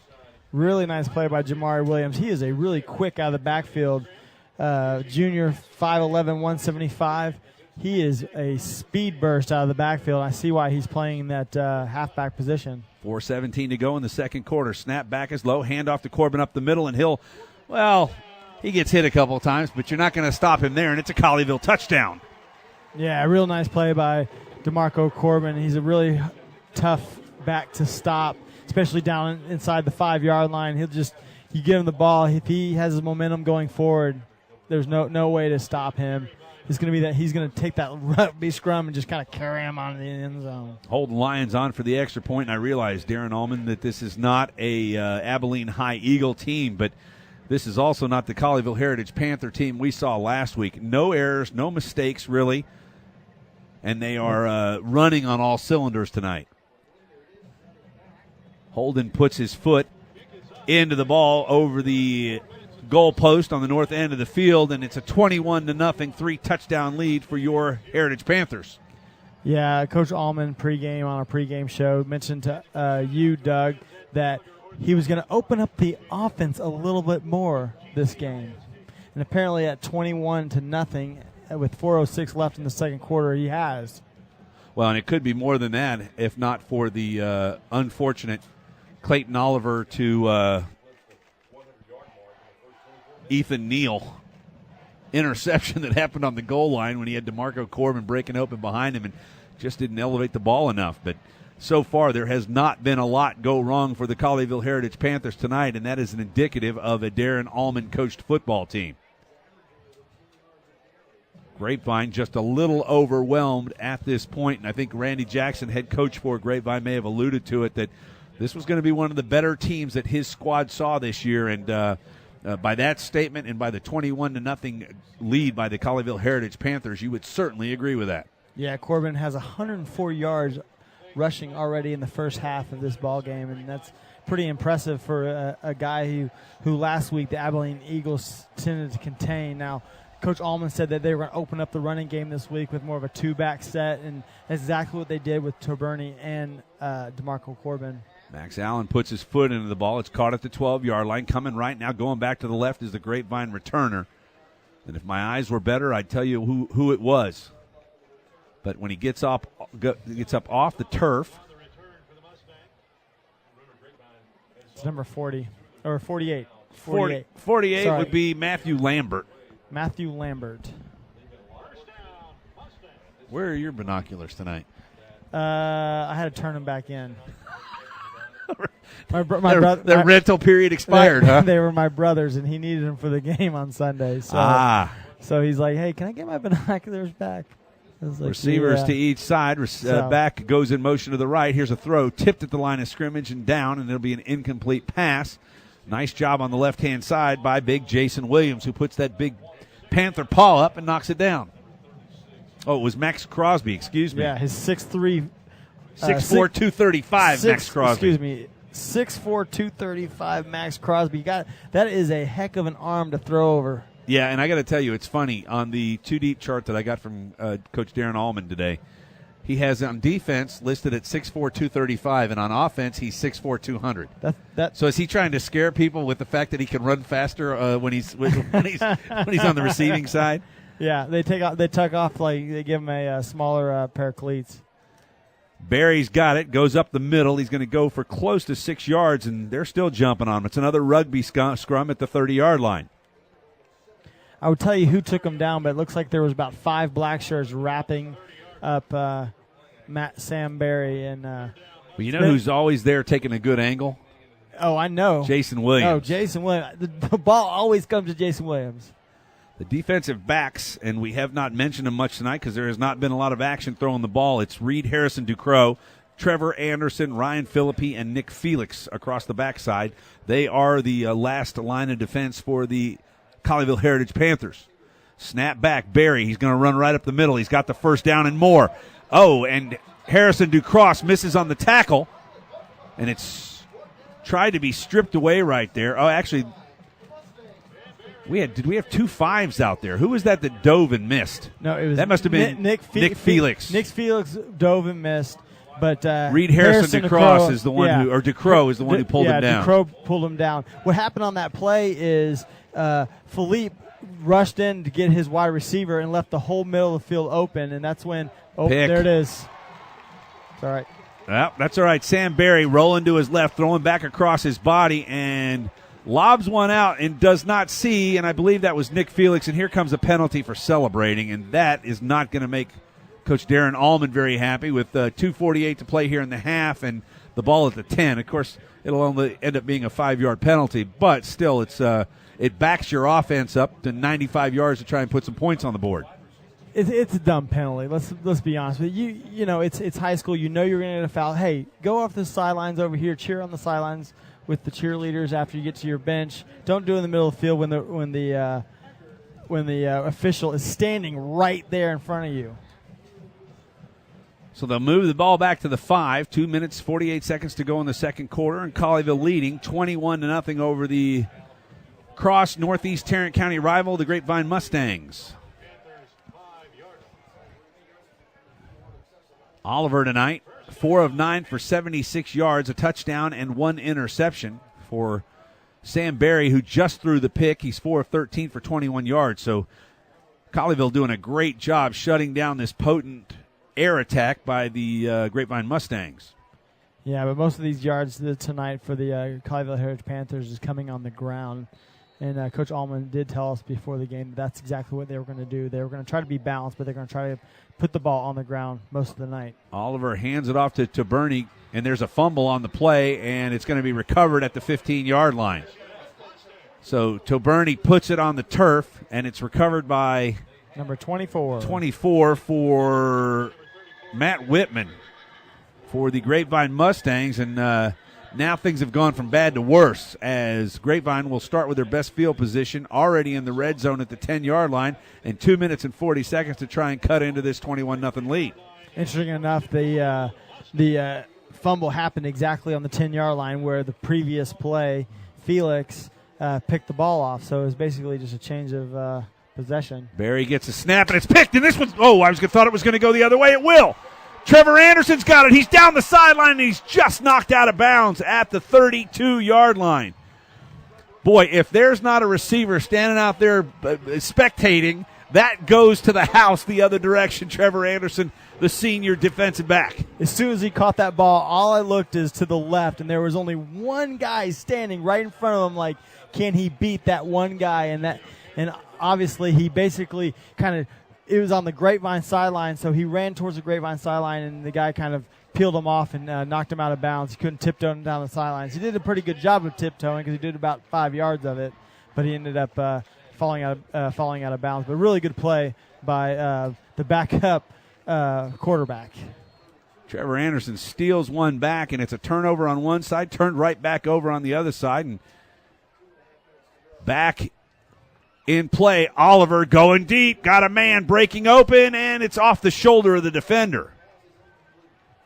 Looked really good. The nice pass, but Justin Roach, who does not turn around to try and find it, is fortunate that hits him in his left shoulder. Yeah. Oliver was going for the big strike, and that was headed to... Can't tell who that was running down the side. The far right side? It's an 85. It would have been Nico Torres. Yeah, Nico Torres.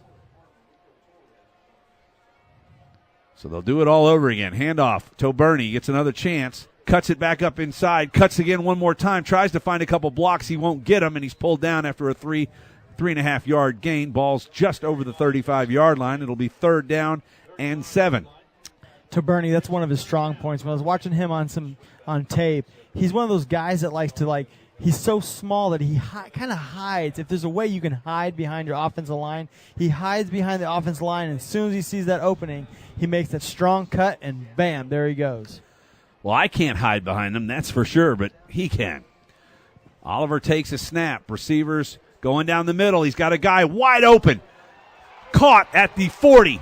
Gets a block. That's DeMarco Corbin, and he's going to stroll in as he goes uncovered right past the linebacker. That is my favorite play by DeMarco Corbin because I tell you, Doug, all the time, oddly enough, the DeMarco Corbin is one of those guys that you can't find him out of the backfield. He's such a big back, 6'1". It's unbelievable how no one ever covers him out of the backfield. He's such a quick guy that you almost have to cover him with a nickel guy. You can't cover him with a corner. You have to do it with a linebacker. It needs to be like a corner or a safety.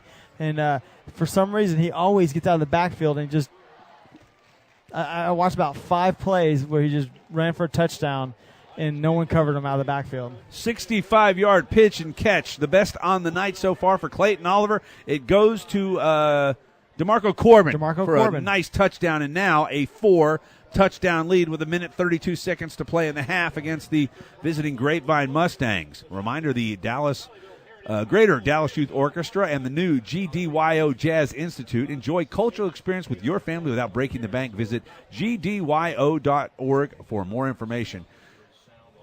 Colleyville Heritage Panther Football is a presentation of Champion Sports Radio, on Twitter at Champion Sports, on Facebook.com/Champion Sports Radio, and online at ChampionSportsRadio.com. A reminder, we're on Twitter. I'm at Deckerdoo, DECKERDOO. He's at Beamer09. That's BEHMER09. We almost did that in tandem. Jinkies. 1, 2, 3, 4, 5, 6, 7, 8, 9, 10. You know, you can't say anything. Right, but you're supposed to hit him or something like that? I don't You're know my what it friend. is. I don't want to hit you. Okay. We're friends, Doug? We are. Jason Ridley Agency, a full-service insurance agency providing high-quality products, exemplary customer service, and a positive claims experience for every member. It's the Jason Ridley Agency. Remember, Nationwide is on your side. That's right. They're always on your side. Minute 32 to go. Should we make a gentleman wager as to if anybody scores again? Before, or does Grapevine just take a knee and take it to the house down by 28? I doubt that's going to happen. Kick goes right-hand side to the 8-yard line. It's fielded there. He'll come back and cut across through the middle up to the 25, and it looked like the ball may have gone down with everybody coming that direction. It's 29 for Grapevine. Trevor Brown, 5'7" sophomore, who is really being targeted by the kicking team because unless they put someone else over there, Trevor Brown's going to get every kickoff in that right corner. Yeah, he has at every kick the Panthers have kicked is over there. Small guy and easy to find. Oh, little offsides. Hanky down.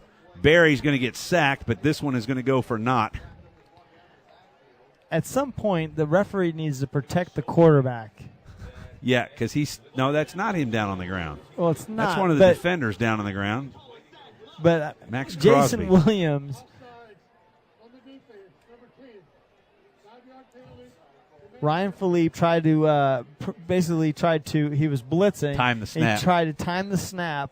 By the time he got Philippi. Excuse I know me. Sorry. Ryan Philippi tried to time the snap. When he got past the line of scrimmage, he was past the offensive line. Then they snapped it. At that point, you blow the play dead, and you bring him forward 5 yards. Get it out. Sorry. Pass to the right-hand side screen. It's caught, and it goes for positive yards, and they mark this, I believe, just short of a first down. Clock continues to run. They do mark it short of the first down. So 49 seconds to go in the first half. Grapevine second and short from the 34, almost 35-yard line. Along the backside for Colleyville to try and keep them from scoring. That would be Grapevine. It's Reed Harrison Ducrow, Trevor Anderson, Ryan Philippi, and Nick Felix. They will umbrella 20 yards deep. Here's a throw to the left side. Screen, and it's over the top of the intended receiver, Hanley Forrester. 5'8", 155. He's a senior. If he was 5'10", he may have caught that one. But it was a little high. I'm not thinking he's going very far. So it'll be third down and less than a yard. 24 seconds to go here in the first half. Receiver comes to the bottom side. I think I'd run here. That's David Deanda. There's your run. They'll hand off inside and going for the first down and just a few more yards. Give him 7 on the carry. And that's Tyler Wolf. Looks like the Grapevine Mustangs are going to let the clock run out here. If I was the Grapevine coaches, that's what I would do. And if I'm not mistaken, I believe we met Tyler Wolf's dad on the field. Was it not Wolf? Was the gentleman's name not Wolf, who went to school here at Grapevine with my wife? That's right. Don't remember his first name. Shame on me. But Mr. Wolf, your son was in the game. We called his name. No pun intended. I'm not a rhyme or reason guy. Here's a pass. Barry caught by the inside receiver. Goes for 5 yards, and that should do it. It does. We're at halftime. Got a little bit of extracurriculars out there. Tank was upset about something with the offensive lineman that was battling him, and one of the 2 other players had to grab him and say, let's just go to the locker room and take off the helmet, take off the pads, just enjoy some Gatorade, and make some adjustments for the second half. 28-0. Colleyville Heritage Panthers lead the Grapevine Mustangs. The halftime show is next. That would be the Jason Ridley Agency halftime show here on Champion Sports Radio. broadcast is under the direction and is copywritten by Champion Sports Radio. Any rebroadcast, retransmission, or use of the audio stream, and any and all other use of the accounts of this broadcast without the direct written consent and permission of Champion Sports Radio is strictly prohibited. All rights are reserved by Champion Sports Radio and ChampionSportsRadio.com.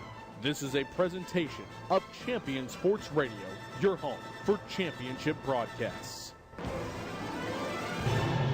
Jason Ridley Agency is a proud sponsor of Colleyville Heritage Panther football. The Jason Ridley Agency offers home, auto, boat, motorcycle, RV, and coverage for all your valuable property, including business insurance. The Jason Ridley Agency is conveniently located in Colleyville, and you can find them online at jasonridley.com or call them today at 817-281-4500. The Jason Ridley Agency says, Go Panthers! Nationwide is on your side. Are you tired of only spending time as a family huddled around the TV? Would you like to enjoy some culture with your loved ones without breaking the bank? Then let me introduce you to the Greater Dallas Youth Orchestra. The GDYO provides music education and performance opportunities for musically talented youth, but this is no kids' concert. The GDYO comprises 7 different ensembles made up of over 425 talented musicians ages 8 to 18, representing more than 50 communities in North Texas.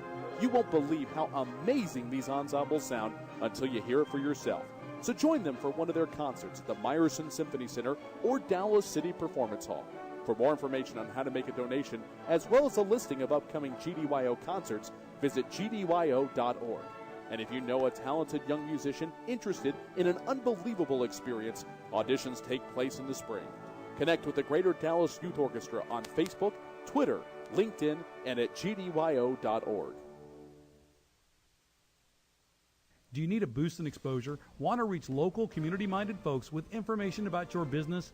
Join the Champion Sports Radio team and advertise during these games. In the last 4 years, Champion Sports Radio has broadcast over 600 games for more than 3.5 million listeners. And Champion Sports Radio wants to help you use major high school sports to reach thousands of local fans right in your community. It's also a way for your business to give back to the community by helping all these well-deserving student-athletes get some recognition for their accomplishments. The cost simply can't be beat for the effect it will have. You get a lot of bang for your buck, and best of all, it provides an opportunity for the best advertisement of all, word of mouth. To secure your prime commercial spot during the broadcast, contact Thomas Lee at Champion Sports Radio by phone at 972-741-0334. That's 972-741-0334 or online at championsportsradio.com. Champion Sports Radio, your home for championship broadcast. Stay up on all the latest news about the teams you care about and know when your favorite games are on the air thanks to Champion Sports Radio social media. Either follow at Champion Sports on Twitter or like our Facebook page at facebook.com/Champion Sports Radio, and you will know what time your game starts, who was named Player of the Week, or what your school's alumni are doing in college. That's on Twitter at Champion Sports and facebook.com/Champion Sports Radio, your home for championship social media.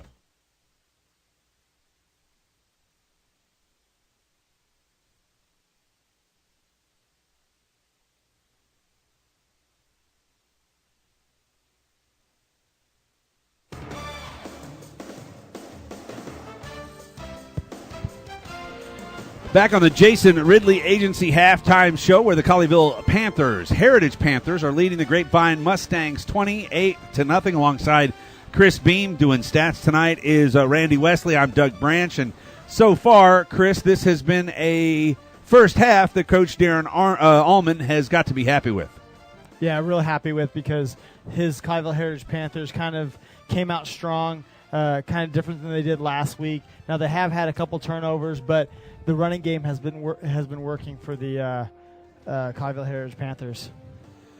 Stats for the first half brought to you, of course, by the Jason Ridley Agency. The scoring summary went like this. In the first quarter, 2:19 to play in the first quarter. It was a Justin Toberny 10-yard run. Holden Lyons added the extra point. That gave the Colleyville Heritage Panthers a 7-0 lead, and it was a really nice run from the diminutive one, Justin Toberny. Yeah, Justin Tomburney didn't have a lot of playing time last week, and he came in this game with a purpose, and he really did. He has ran the ball really well, especially on that play. The second score came on a little trickeration from the Grapevine, or check that, from the Colleyville Heritage Panthers. Cole Carter checks into the game, and what do you know? He calls his own number. Cole Carter gets a basically blind wheel route to the left-hand side. It's a 49-yard pitch and catch. And did it come from DeMarco Corbin, or it came from Clayton Oliver? Clayton Oliver rolled to the right, and basically it looked like it was going to be like a kind of like a fast bootleg, and he turned around, and he was wide open down the left-hand side of the field. So that happens at 10:04 of quarter number 2. Then the second score comes on a DeMarco Corbin 5-yard run, and he really wasn't challenged, but he got hit a couple of times, gets into the end zone. Holden Lyons tacks on the extra point, and then a beautiful DeMarco Corbin 65-yard strike from Clayton Oliver, and that ends the scoring here in the first half. It's a 28-0 game, and not a whole lot went wrong for the Colleyville Heritage Panthers. No, not a lot went wrong. When it did go wrong, they kind of the defense stepped up, and they've done a really good job on the Grapevine Mustang offense, especially on Sam Berry, who's a dual threat quarterback to run and pass. Your team stats for the first half, and it's lopsided, and it should be. Colleyville Heritage, total yards 340 to Grapevine's 87. First downs 12 for Colleyville, 2 for Grapevine. Rushing yardage 24 for 161 for Grapevine, 13 of 64, and the majority of that is by one Sam Berry, who's run 6 times for 17 yards. Completions 5 of 11 with 1 interception for Clayton Oliver, 6 of 17 with 2 picks for Sam Berry. Passing yardage is 143 to 23, so a really nice job by the Heritage defense, especially the defensive backs, to limit the chances. Although I will say a couple balls Sam Berry threw were square in their receivers' hands, and they were dropped. Yeah, it was really heartbreaking on that fourth down play when he threw out to Trevor Brown, and Trevor Brown dropped it right in front of the end zone, and could have kind of brought some momentum back to the Grapevine Mustangs. But other than that, the Colleyville Heritage Panthers secondary has done a really good job.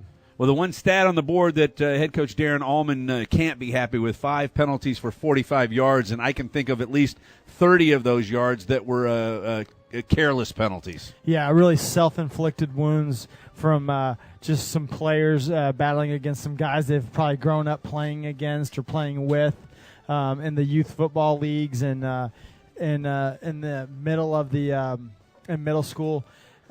Just really bad plays where you throw a ball in a place or you say something to another guy, like, and it's like it's self-inflicted wounds on the Colleyville Heritage side of the ball.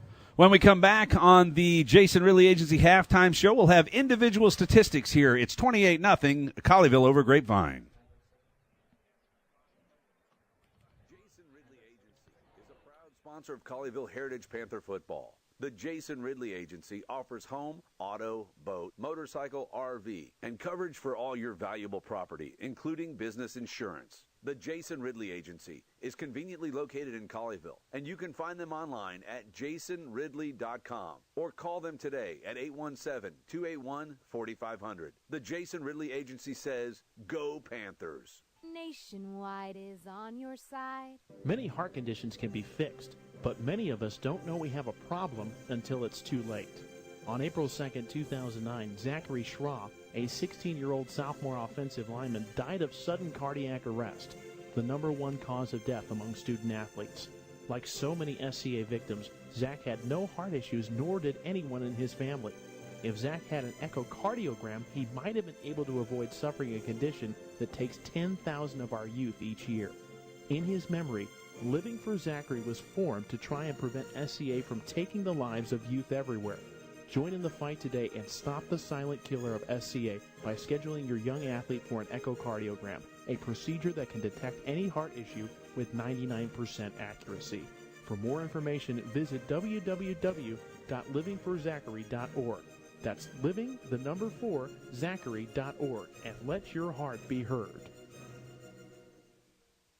Writer Gerald Early said that when they study our civilization 2,000 years from now, there will only be 3 things that Americans will be known for: the Constitution, baseball, and jazz music. GDYO's Jazz Institute provides young musicians in North Texas the opportunity to learn what it means to be a jazz musician through weekly technique classes and combo rehearsals with professional jazz musicians. From the first note to the final round of applause, GDYO Jazz Institute concerts will amaze and delight both hardcore jazz cats and new fans alike. Learn more about the truly original American art form through the GDYO Jazz Institute, online at gdyo.org/jazz. There's a time and a place for everything. As you'll see, projections for the next quarter are... He shoots, he scores! 2 points for team middle management. The office is not one of them. Jack, can I see you in my office? No pouting, it's your ball. Let's see what you got. But Whirly Ball is. For corporate events, team building, and private parties, Whirly Ball in Hearst and Plano is electric fun. Test your skills on the arcade games. Zip around in your Whirly Bug for a Whirly Ball competition. Or play the most affordable laser tag in the city. Learn more at whirlyball.info. The Centers for Disease Control and Prevention estimates that nearly 4 million brain injuries occur every year due to sports in the U.S. They also estimate that 70% of concussions go unreported. Not identifying concussions early can be devastating, especially if the athlete continues to play with symptoms. Catching hard hits fast is critical, and that's why you need the Shockbox Helmet Impact Sensor. The Shockbox is a small sensor that easily attaches to most football, lacrosse, and hockey helmets and instantly sends a signal to a smartphone on the sidelines when the player has taken a hard hit that puts them at higher risk for injury. The free app receives data from the sensor, displays information about the impact, and even walks the user through a concussion assessment. The app also logs symptom and impact data for future medical use. Visit ShopboxDFW.com to learn more about the Shockbox Impact Alert Sensor and determine if it is the right option for your child. Be warned instantly when a player has experienced a head impact that could result in a concussion. Visit ShockboxDFW.com today. ShockboxDFW.com.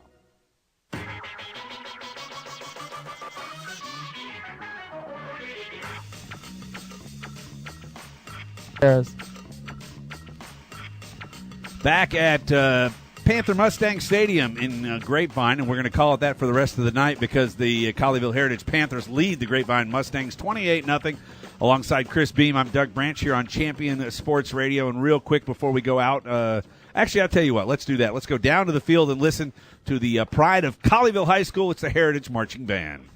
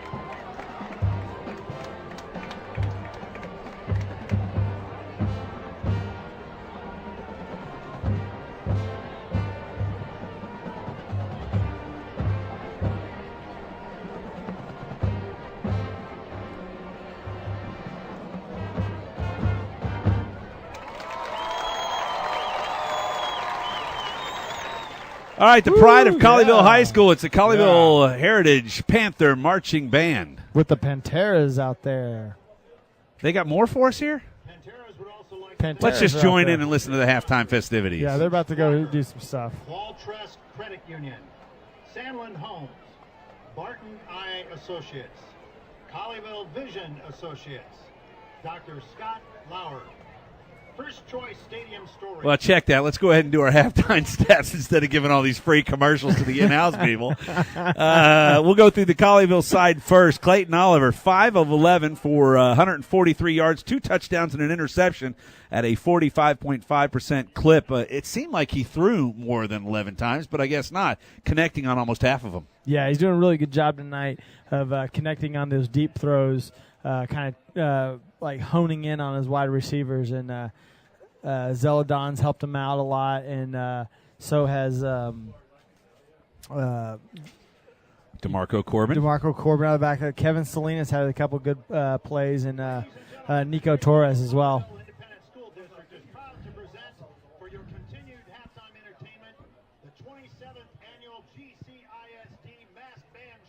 It's the Mass Band Show. Let's join that, baby. You don't want to miss that. You don't want to miss the Mass Band Show. It's Grapevine and Colleyville getting it on together here at Panther Mustang Stadium. Let's join the bands in action. CISD middle school bands. The middle school bands and their directors are Colleyville Middle School, directors Paul Schmidt and Lauren Jones. Cross Timbers Middle School, directors Paul Nahara and Laura Davis. Grapevine Middle School, directors Jason Williams and Jennifer Fisher. And Heritage Middle School directors Jim Pritchard and Brenda Hinton. Tonight, the members of the GCISD Mass Band will present 2 musical selections for your enjoyment. First up, for the visitor side, a selection from the rock music group Journey, Don't Stop Believin'. This song was originally released as a single on their 1981 album Escape, which became a top 10 hit on the Billboard Hot 100.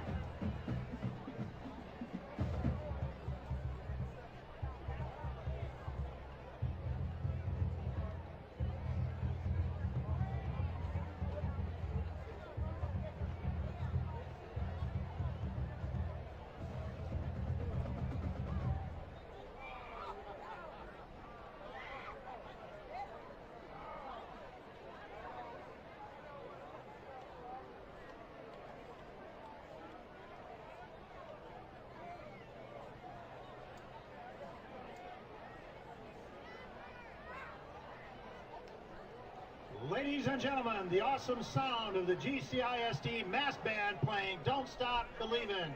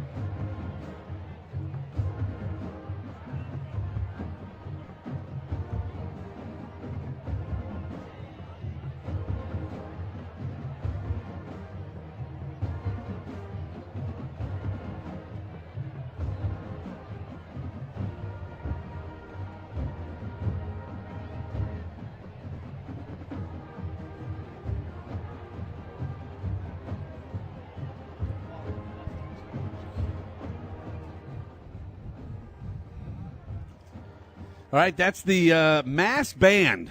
It's the middle schools. It's the high schools. It's, good gracious, everybody that carries an instrument in Colleyville, Grapevine, Texas is on the field right now. Don't stop believing. I'm not going to stop believing, but we got 9:36 to go here in the Jason Ridley Agency halftime show.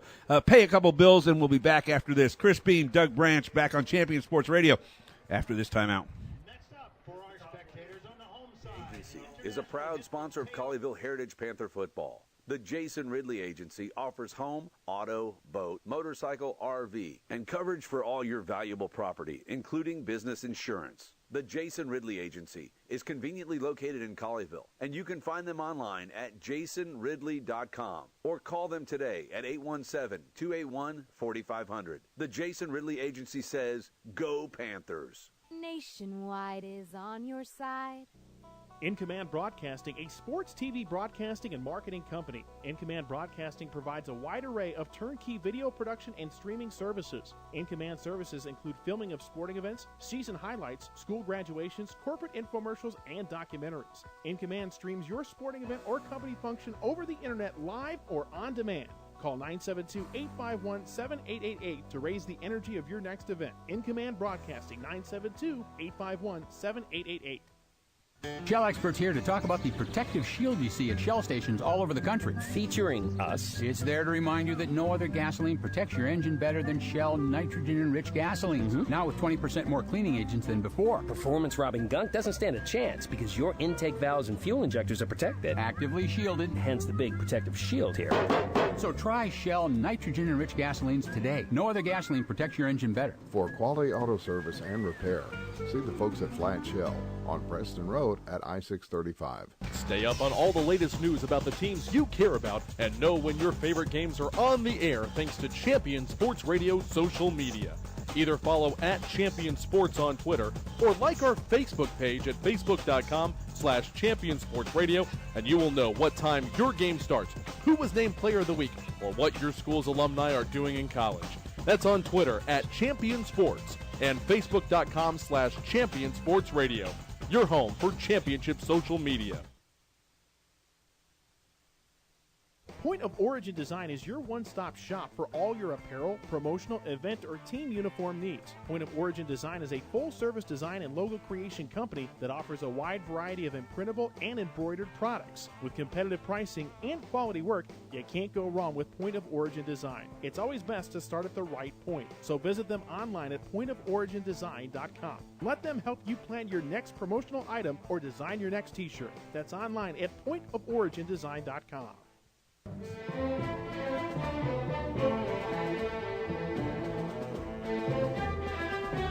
Back on the Jason Ridley Agency halftime show along with Chris Beam. I'm Doug Branch. 28-0. Colleyville leads the visiting Grapevine Mustangs, and we promised you we'll do it right here. Statistics for the first half. DeMarco Corbin on the rushing side. 10 attempts, 101 yards, and a touchdown. Justin Toberney went runless last week at Abilene, has 8 rushes for 36 yards. Jamari Williams has run twice as the computer refreshes. Thanks to our friends from the Dallas Morning News, by the way, for providing this digital stat update.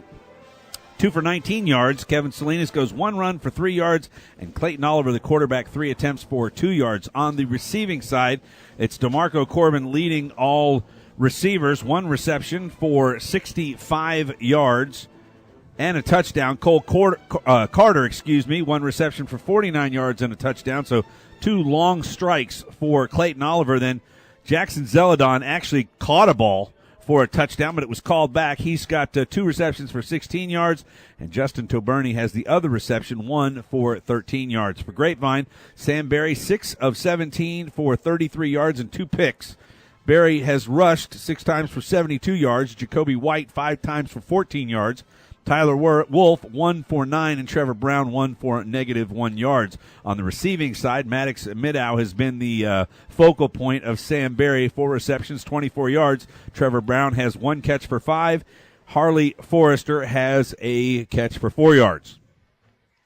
Bring Chris Beam back in, and Mr. Chris Beam, your thoughts on the first half for the Colleyville Heritage Panthers? I think they did a really good job of. Coming out and setting a nice tone for this game. When you're going against a crosstown rival, you kind of have to throw out the records, and because you know them, you know the players, you know the staff, and they've done a really good job of coming out and setting the tone for not just this game for going into district in a couple of weeks. Well, we've got about 4 minutes before the teams are back on the field. I'll tell you my thoughts on the first half. Obviously, a complete turnaround from the second half last week at Abilene, where even Coach Darren Allman said that this team basically fell apart. They were at a point, and I know you remember this, where they're at the 50-yard line driving to try and take the lead from Abilene after scoring 14 points to none for Abilene to start the second half. And then, unfortunate, they turned the ball over at the 50-yard line, and from that point on, Abilene High and Derek Scott were very, very good. Yeah, and Abilene went on from the fourth quarter to score 21 unanswered points and pretty much wrap that game up. And I think from a what's the word I'm looking for? From a we can find it in the dictionary. From a psychological mindset, right? Going into that game, you going into this game, you can say, okay, what are we going to do? Are we going to be that second half team of last week? Because I think when they came out in the third quarter of the Abilene game, you and I both looked at it like this is a different team coming out of the third quarter. At that 50-yard line was almost like the breaking point, where after that they couldn't do anything good. Now when they come out of this game, they came out. They were very decisive with their throws. They ran the ball very well, which, looking at last week against North Crawley, Grapevine, you knew they were going to give up some yardage. But they kept putting it on. They kept running the ball, and then next thing you know, you're up 28-0 at halftime. I tell you, the biggest difference that I have seen is I have not accounted one missed tackle. In the open, arm tackle missed completely. This defense has done a great job, led by senior Ryan Philippi, in really making sure with this Grapevine squad. Now, I realize it's not Abilene. It's not Smith, the running back they had there that was Abram Smith running over and through people. But that has not happened here in at least the first half. And that being said, Colleyville with a 28-0 lead, indicative of the domination that they've had here in the first half. Yeah, I'm not saying that Sam Abram Smith is Sam Berry, but Sam Berry is a really good quarterback. He's a really good runner. He's very fast. And I think when you go in, you watch tape on the Grapevine Mustangs, he stands out. And when Colleyville came into this game, they knew that they were going to have to stop Sam Berry. In the first half, they have done a very good job of stopping him. Now, there was that one play when they blitzed to Bernie. Excuse, not to Bernie. It's not to Bernie. They blitzed. Philippi blitzed. Philippi blitzed. Right. And left the middle of the field wide open. And that's where they got a lot of chunk of their yards. And after that, they've really did a good job of stopping the Grapevine Mustangs. Speaking of that, I just heard a horse in the background, right on cue with the Mustangs. Don't scare me, because you're like the guy. Horse goes and you like freak out. It is a absolute packed house here at Mustang Panther Stadium. Well, it's 28-0. Panther Mustang Stadium here in Grapevine, Texas. A gorgeous night for football. I say that. We're in an air-conditioned press box, so I really don't know what it's like outside. It may be brutally hot for all I know, but not a lot of wind. I mean, the flag is absolutely limp down the flagpole, and a gorgeous night. Like I said, I don't believe there's a cloud in the sky, and a great night for football, and an even better night so far for the Colleyville Heritage Panthers. When we come back, as the Jason Ridley Agency halftime show rolls on, we will have 24 more minutes of football. That'll be coming up next here on Champion Sports Radio after this brief 30-second timeout. Sponsor of Colleyville Heritage Panther football. The Jason Ridley Agency offers home, auto, boat, motorcycle, RV, and coverage for all your valuable property, including business insurance. The Jason Ridley Agency is conveniently located in Colleyville, and you can find them online at jasonridley.com or call them today at 817-281-4500. The Jason Ridley Agency says, go Panthers. Nationwide is on your side.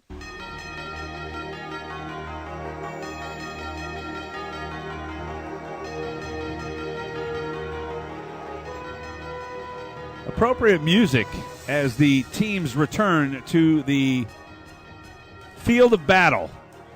The Grapevine Mustangs and the Colleyville Heritage Panthers. Of course, I am remiss to not have mentioned the Panthers wearing their full black uniforms trimmed in white with white helmets trimmed in black. So the first time we have seen that outfit is they were all white last week at Abilene. And the Grapevine Mustangs are wearing white jerseys with red pants and blue hats. Or, I guess in the technical term, they would be helmets.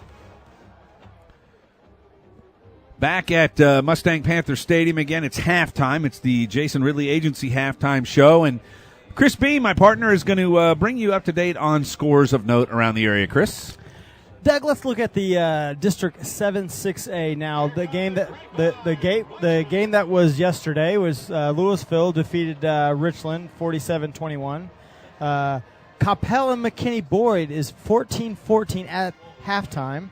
And Terrell is up on Haltom 13-0. So let's go. There's your horse. You love that. I'm glad we're not playing the Bulls. I'm not sure I could deal with that. the horse. You kind of threw me for a loop because these scores that are coming up on here are all from yesterday. So, anyways, Cedar Hill's up on Arlington Bowie 27-23. Which that 2 weeks from now, this Colleyville Heritage team will play Arlington Bowie here. Okay. Arlington Lamar 20, Keller Central 7, Flower Mound Marcus 14, Arlington 10. Let's go. Denton Ennis is up on Denton Geyer 21-20.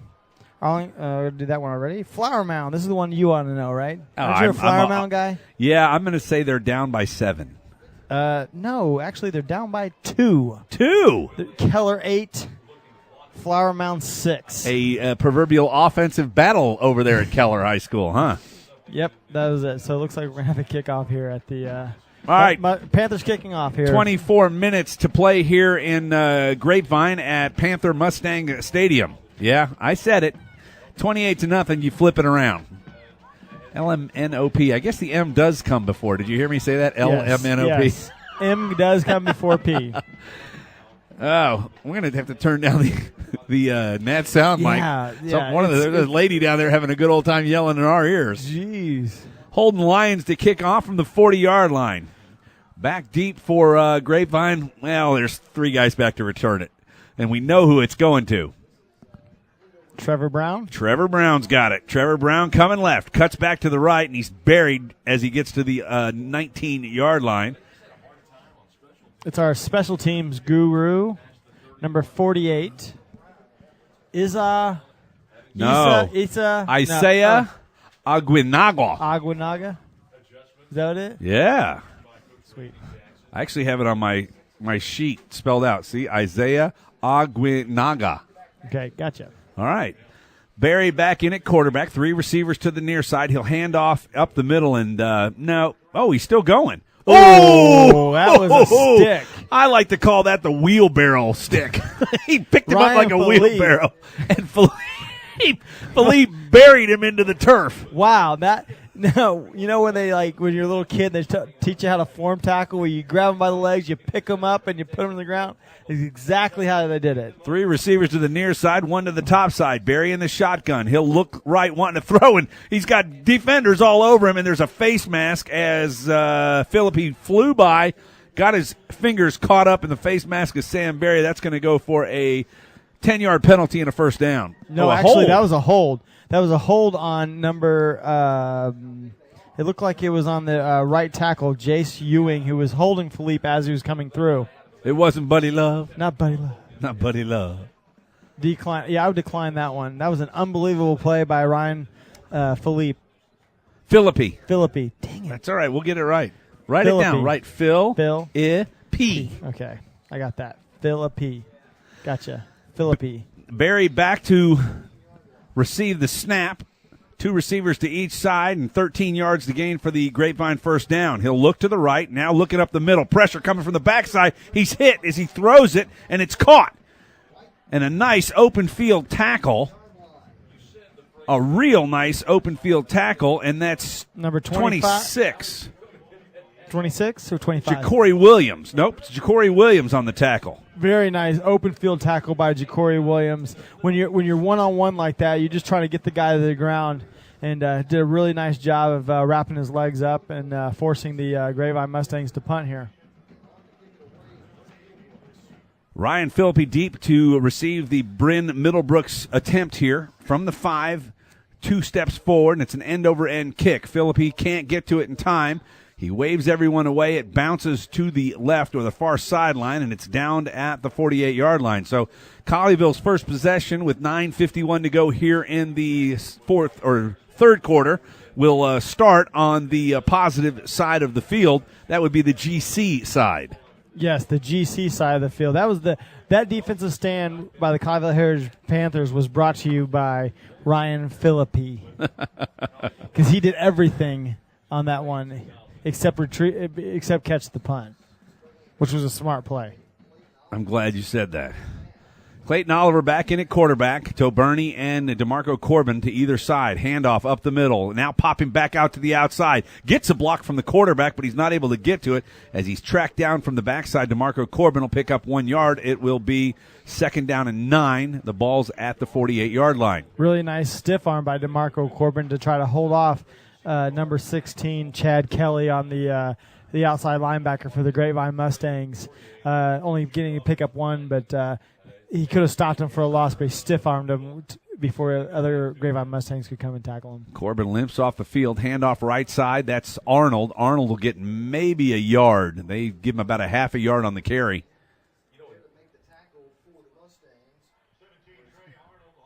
Trey Arnold comes from his right wide receiver position across, takes the handoff, coming right to left from Oliver, and he's tackled. We'll give him a half a yard on the gain. Yeah, 3rd down and 8. See if we can get a nice little run by Camden Arnold right here.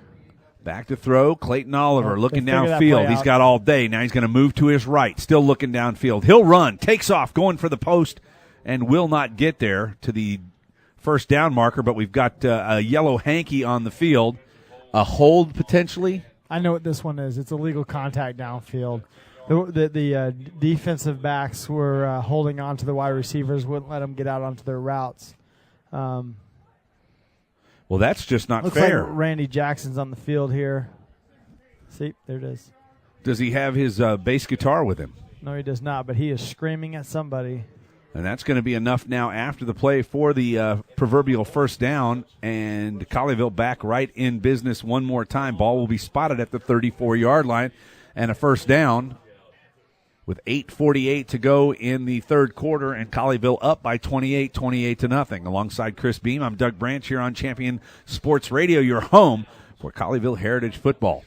Looks like Jabari Williams checking into the ball game right of Clayton Oliver right now. See if he gets the ball. Toburney sets up to the left. 2 receivers low side, 1 to the high side. Looking left to throw. Oliver. Nobody. Rushes out to the right-hand side. There's a flag. That's probably going to be a hold. And, Clayton Oliver has got to learn how to throw the football out of bounds and stop taking negative yardage plays, because if he just throws that saves 5 yards. Throw it away. When you get outside the pocket, just not to mention his numbers go bad. Just throw it away.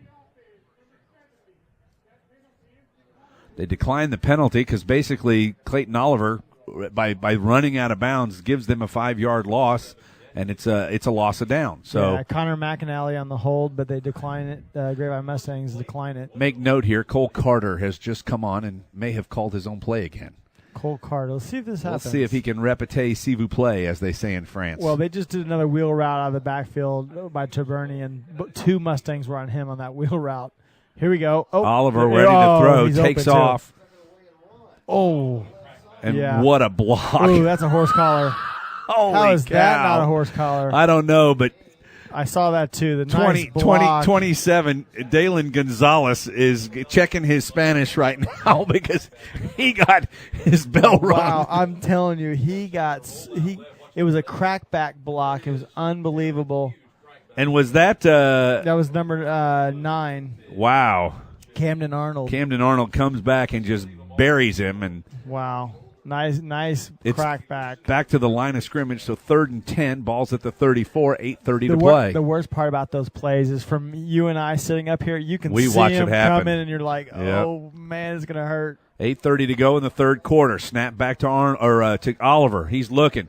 Got a man, throws back to the screen. Toburney's got it, and he does not go down. He's fighting for a first down, but he's going to be short by a couple of yards, and my guess is that Darren Allman will go for it right here. I mentioned earlier that DeMarco Corbin came out of the game with something going on with his left leg, and he is still on the sideline, literally sitting on the ground with the trainers attending to him as we speak. I'm not a doctor, and I don't have my PhD, but it could be cramping as well. Did you stay at a Holiday Inn Express last night? I did stay at a Holiday Inn Express last night. 4th down and 2. Oliver's got it. Snap back, fakes the handoff. He's got room to run. He's got all day. Gets to the 20 for the first down. Does not slide down, which, frankly, I'd like to see him do right there. But Yeah, enough for the first down to the 23. That hole was probably about the size of the hash marks. It was open wide up for him. Really nice blocking by the Colleyville Heritage offensive line. Connor McNally, Trey Poyer, Jacob Kramer, Patrick Blassengame, and Nick Walters. I know the big guys always like to hear their name Call called. them the Cinco Noahs because they parted what was the Red Sea of the Grapevine defense. Yes, it was a big hole. Oliver, man in motion coming across. Handoff to Arnold. Arnold going right. There's a hold that's going to bring this one back, but he's able to pick up around 8 yards, and unfortunately a nice play is going to go for naught. Let's see if he says 59. 59 on the hold, I believe. Let me Camden see. Arnold with a nice run there. And I'm not making any assumptions here. Let's see. Into the game now is Michael Prescott, the junior receiver for the Panthers. 70. Connor McNally. McAnally called for the hold, trying to get outside and seal the outside edge. Yeah, second hold on McAnally on this drive. The last one was declined. This one puts them looks like 1st and 20 there, Doug. You want to call the play? I'm saying that run the back out right over the center, and yeah, that's it. Arnold in motion. They'll hand off to DeBurney coming left. He jumps over the first line of defenders, and he's able to pick up about 4 yards up to the 25-yard line. It'll be 2nd and 15 from there for the Colleyville Heritage Panthers. 6:46 to play in the third quarter, and they lead by 28.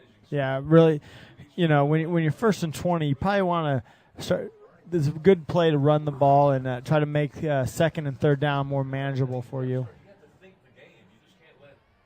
Trevor Anderson, the backup. No, that's Zeladon to the low side. 2 receivers to the high side. Snap back. Oliver looking left. Now he starts to check through. He's got a man open. 6-yard gain, catches, runs forward, and give him 10 on the pitch and catch. I think that's Nico Torres over on the far side. Yeah, it looks like Nico Torres over there. So nice job as Torres gets to the sideline and just kind of sits into an open area to receive the pass from the quarterback, Clayton Oliver. Nico Torres, really strong wide receiver. He tends to he sat down on that route. As soon as he caught it, head up field, try to get as many yards as you can. You're not going to score a touchdown on that play, just trying to pick up a first down. Joe Burney takes it inside. He's going to come up about 2 yards short of the first down, so it'll be 4th and 2 from there, and much more manageable field goal range if head coach Darren Allman decides to pull the trigger on the three-pointer. I'm looking on the sideline. Doesn't look like anybody's moving. Doesn't look like. It looks like B2 and G2 is held up. You, my man, are a genius. Nothing gets past you, Beam. Nothing. They have these signs down here. They hold up. Wow. Handoff. Coming left. Got the corner, but he will not get to the first down, and that was Williams. Jamari Williams does not get to the corner. Was not able to use his speed, and Colleyville will turn the ball over on downs. First time tonight they've done that, but they burned a ton of clock in that really offensive set. Really nice drive by the Colleyville Heritage Panthers. Yeah, they only probably went about 40 yards. But they started at the 48. 48? So they got down, started at the 48, they got down to the 12. Yeah, so about 30 yards, but you just run the clock, try to get out of this game.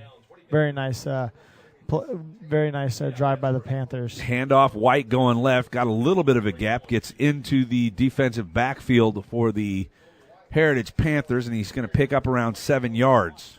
Let me tell you something. This game is by far, there's a lot of time left on this clock. And remember, last week we were talking to Randy Jackson before the game. He said they were down at halftime 20-3. So they're used to being down. He said his kids are really good, resilient players, and they know how to fight back and stay in the game. And we'll see what happens here with the Grapevine Mustangs.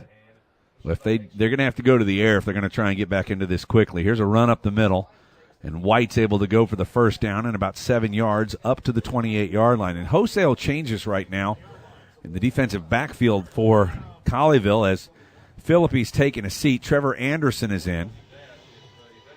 It also looks like Nico Torres, and of course Reed Harrison DeCrow out on the left corner. Snap comes back. Screen. Oh, and it's almost caught.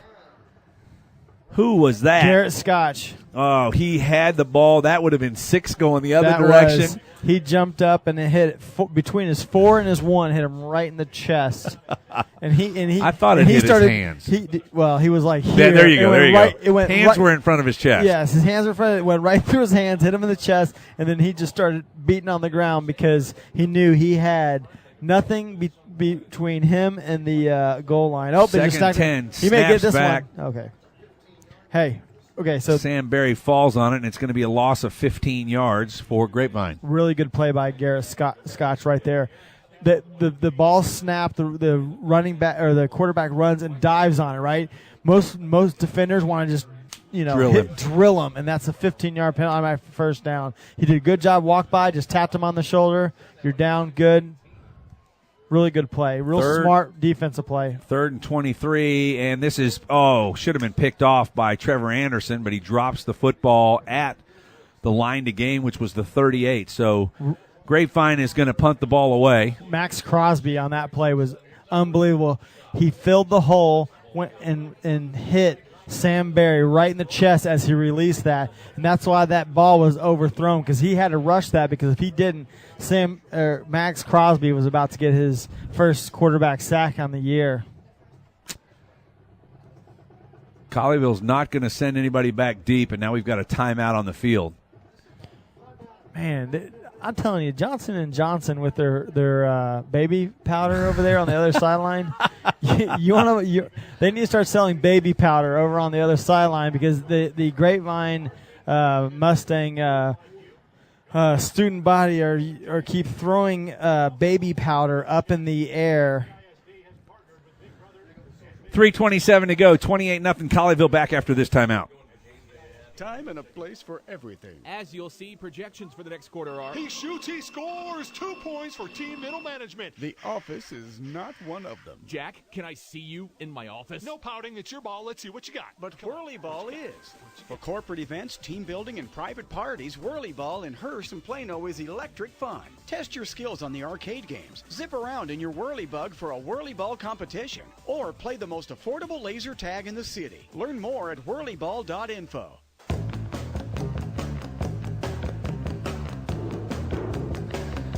Alongside Chris Beam, I'm Doug Branch, back at Panther Mustang Stadium. 3:27 to go in quarter number 3, and Colleyville staked to a 28-0 lead with an upcoming punt coming from now Bryn Middlebrooks. Ball is fielded and held at the 45-yard line by, I think is that Jackson Zeledon or Nick Felix? I can't tell if it's a 2 or an 8. Looks like a 2. Felix. Yeah, it's Nick Felix. You can tell by his gloves. Nick Felix. So Ryan Philippi is out of this game right now.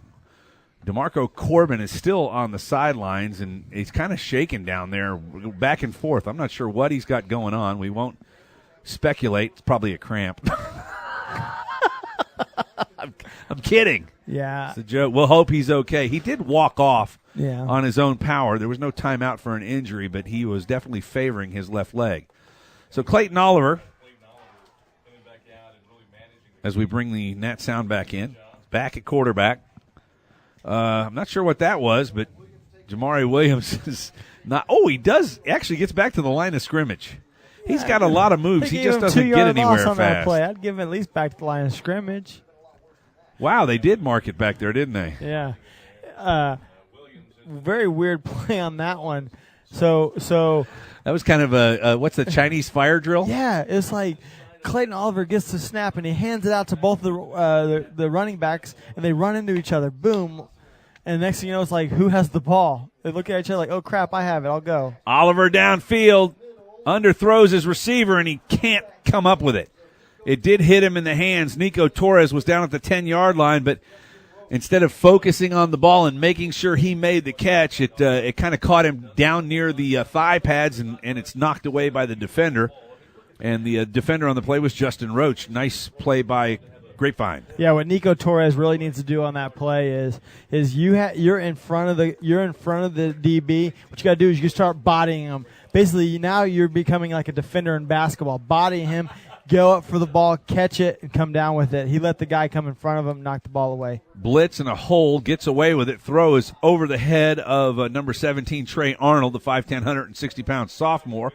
And it's going to be 4th down and 12 for the Colleyville Heritage Panthers. 2:33 to go here in quarter number 3. And Stephen Bodish will come on the field for the first time in the second half to punt the ball away. Actually, I have to check. I'm not even sure if did he punt the ball. Was that his first punt of the day? It may be. Let's see. I'm looking Punting, at Randy yards. Wesley. Nope, he's at least punted one. He punted once. Okay. Oh, he's punted twice. His average is 31.5, 63 total yards. So he's punted twice. So this is the first punt in the second half. High snap, handle, block. Oh, they almost got to it, but it's a nice kick. Lands at the 24-yard line and goes out of bounds just inside the 21-yard line. So a nice job by Bodish. Fields the high snap and then gets it off as Grapevine brought the house. Yeah, Blake McCarroll, the inside linebacker for the Grapevine Mustangs, came in a hair of blocking that. He jumped up, and that's why you thought Doug said, well, you knew Doug said block because he thought it was. From up here, it looked like it was going to be a block. We'd like to thank Jason Ridley of the Jason Ridley Agency, a full-service insurance agency providing home, auto, motorcycle, boat, RV, most valuable property, renters insurance, and insurance for rental properties and all commercial insurance in Texas with its main focus in Colleyville, Grapevine, Southlake. Barry throws up the middle, and this one is dropped. Yeah, nice pass coverage by Nick Felix and Trevor Anderson. Real nice jump up for the ball, and also good pressure by Jason Williams on Sam Barry. I'll finish that last spot. The mission of the Jason Ridley Agency is to provide high-quality products, exemplary customer service, and a positive claims experience for every member. Barry, hands off inside, and a nice play by the Colleyville defense will get the defender who stopped that play and stuffed it up to begin with. That was... Ducrow was in there. Harrison Ducrow was in there. We got 24. Jared Crouch was in there. Yeah, I'm trying to get the linebacker that stopped that. Was it 42? 45. Polini now. Polini now. Yes. The 5'11", 180-pound junior. Barry rolling left, looking to throw across his body, and a nice defensive play as it's tipped away at the last minute by the aforementioned Polini now. Yeah, really nice play by Polini now, trailing the wide receiver across the play and kind of laying out and knocking the ball away before it got to the receiver. Bryn Middlebrooks back to punt again. Venture a guess that, let's see, he's got 193 yards of punting, averaging 32 yards a punt. This is at least number 6, probably number 7. Yeah, this is Nick Felix's chance to get into the book here. Nick Felix will find himself at the 45. Kick is away. Oh, it's a beauty. It's a beauty.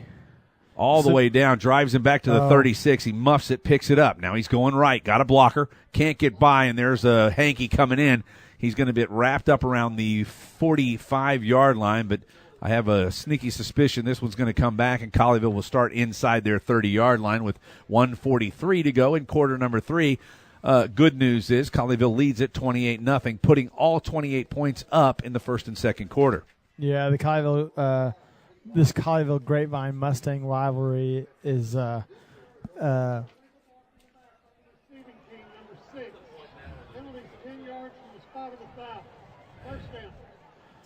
looks like Travis Anderson a block in the back. Trevor. I'm sorry. Trevor Anderson a block in the back. You got it. Go ahead. In Command Broadcasting is a sports TV broadcasting and marketing company providing a wide array of turnkey video production and streaming services, including filming, sporting events, season highlights, school graduation, corporate infomercial, and documentaries. Call 972-851-7888 to raise the energy of your next event with In Command Broadcasting. You're hearing this broadcast courtesy of our friends at In Command Broadcasting on Champion Sports Radio. 2 receivers to both sides. Snap back to Oliver off the ground. Hands it to Bernie going right. He'll snake through the right side of the line, picking up close to 4 yards for the senior Justin Toberny. It'll be second down, and we'll call it 7.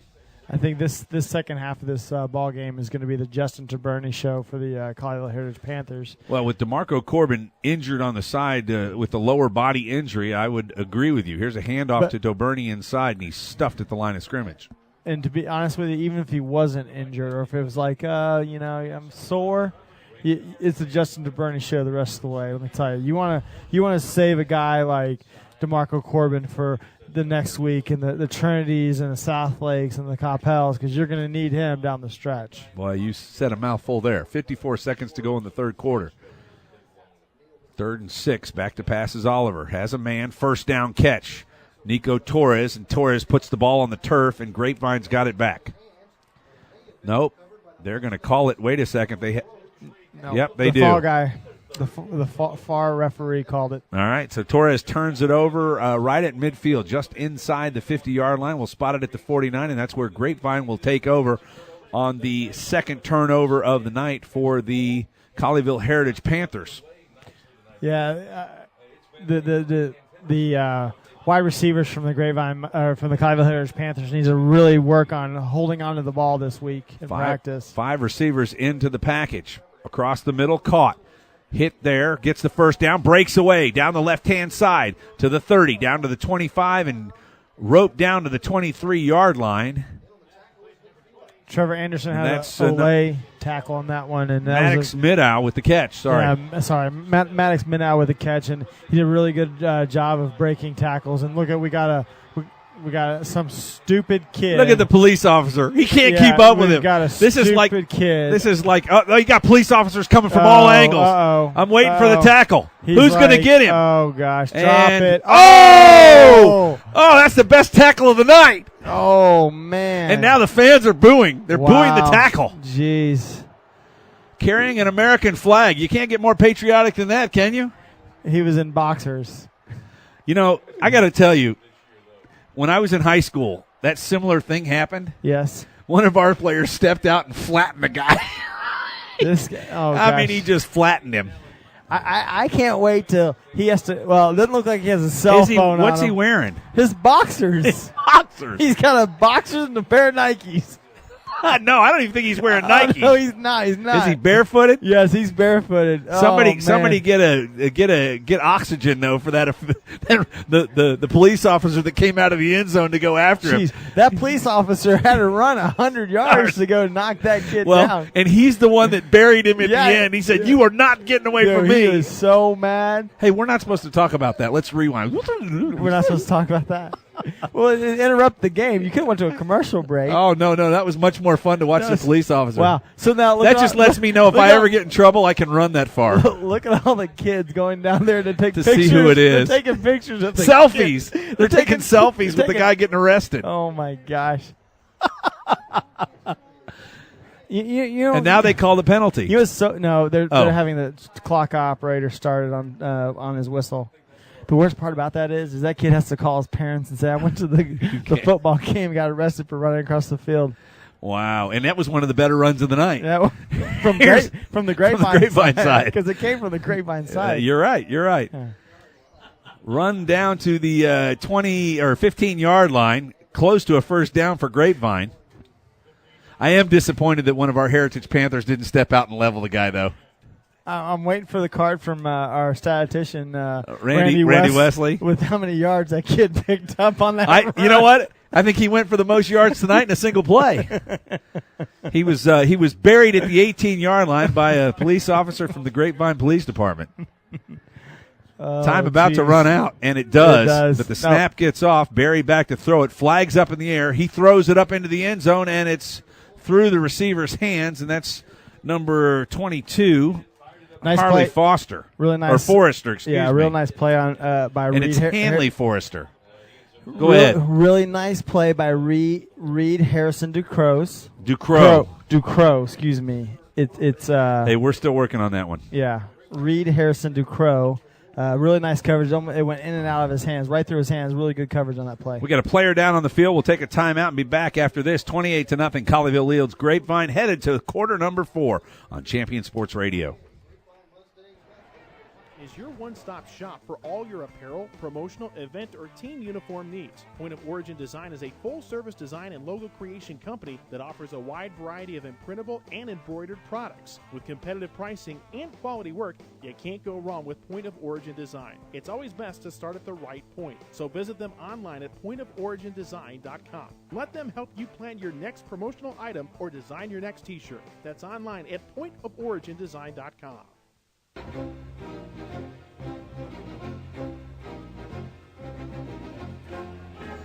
Hey, this would have been good music to run while the guy was chasing across the field. No, more like the the movie Forrest Gump. There you go. Sam Berry was the player injured on the play. He's going to walk off on his own without any assistance, so he'll have to sit out a play. And Brennan Davis, the backup quarterback, a 5'11", 185-pound sophomore, should be in to take over for this play, but we'll check it. Number 14? 14. Nope, it's not 14. That's Jake Franklin. So 5'10", Jake Franklin, the junior, will come in.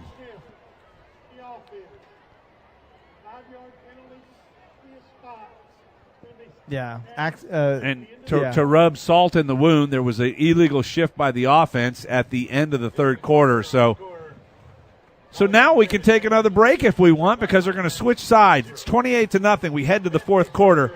Back after this timeout on CSR. On all the latest news about the teams you care about, and know when your favorite games are on the air thanks to Champion Sports Radio social media. Either follow @Champion Sports on Twitter or like our Facebook page at facebook.com/Champion Sports Radio, and you will know what time your game starts, who was named Player of the Week, or what your school's alumni are doing in college. That's on Twitter @Champion Sports and facebook.com/Champion Sports Radio. Your home for championship social media.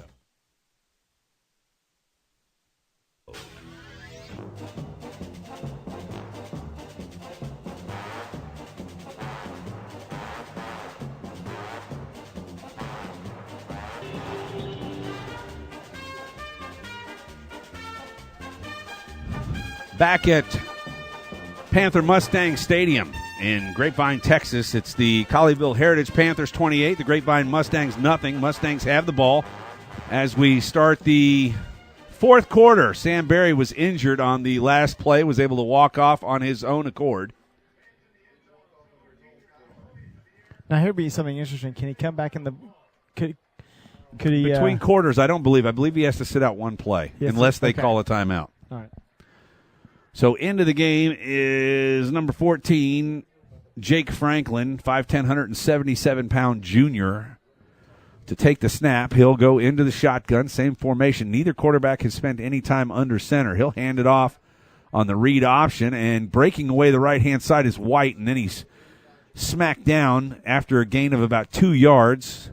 And that looked like it was that guy again, Williams, Jason Williams, 6'2", 295, the senior, who's doing a really nice job at the tackle position. Yeah, it looked like he gained 2 yards, but then he ran backwards, and they actually set him down for a -1 loss on that play, actually. 3rd down and 7. Sometimes you should just go down. Ball at the 21-yard line. That's true. Snap back, second play for the new quarterback. It's tipped as he goes to throw it, and Franklin is run up with the incompletion. Max Crosby having a really good night on the Colleyville Heritage defensive line with tipping balls and quarterback pressures and all that such.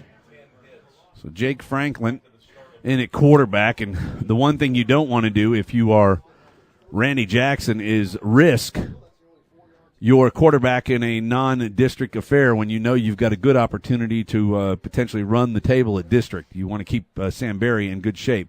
On to kick. It's a 27-yard, make it 37 yards. It's a line drive, and it hooks low.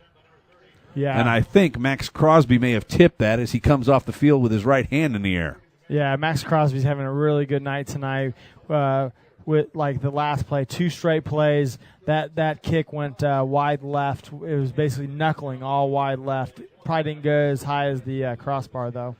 Trey Jones misses. He was 1 for 1 with 3 good extra points last week, but he misses his second field goal attempt of the season. from 37 yards out, and Colleyville will take over at the 21-yard line. Clayton Oliver still driving the bus that is the Colleyville Heritage Panther offense. Up 28-0, 11:18 to play here in quarter number 4. 3 receivers in the set, 2 running backs. He'll hand off. That's Williams inside. And Williams gets to the line of scrimmage, may have gotten a yard or 2, and then he's swallowed up there. Would love to see him go in with a little more aggression. He gets to the line, and then he kind of stands up when he gets to the line to make his move instead of making an aggressive move through the hole. Yeah, when he doesn't see the hole, he kind of tries to put his head down and plow. You kind of need to keep your eyes up and see if you can find anything. But he did a really good job there when he started getting gain tackles. He wrapped the ball with 2 hands and kept the ball tight. Burney gets the handoff up the middle and slashes forward for about 6 yards. It'll be 3rd down and make it a long 1.5. Really nice play by Burney to pick up a really nice 6-yard gain and have a Colleyville Heritage for a short 3rd and 1. So you're going to make the call here and run straight ahead to Burney? 3rd and a long 1, you would think so. Williams is back there also. They'll hand it to Williams coming right. He's got the first down. He slashes through the line of scrimmage. He's grinding the feet. He continues to push, and he's all the way down to the 48-yard line. So give him a 20-yard gain. Nice job by Jamari Williams right there. See, that's how you're supposed to hit the hole. Full speed. He got the ball, and he did not stop. No matter what was going to be on the other side of that line, he broke through the line, and the Grapevine linebackers were in hot pursuit. Nice job there by Jamari Williams. Here's a handoff inside, once again to Jamari Williams, and give him another 4 yards on the carry. It'll be 2nd down and 6 across midfield at the 49-yard line. I think a play like the last one for 20 yards helps him moving forward into the rest of this game because it breeds confidence in the kid.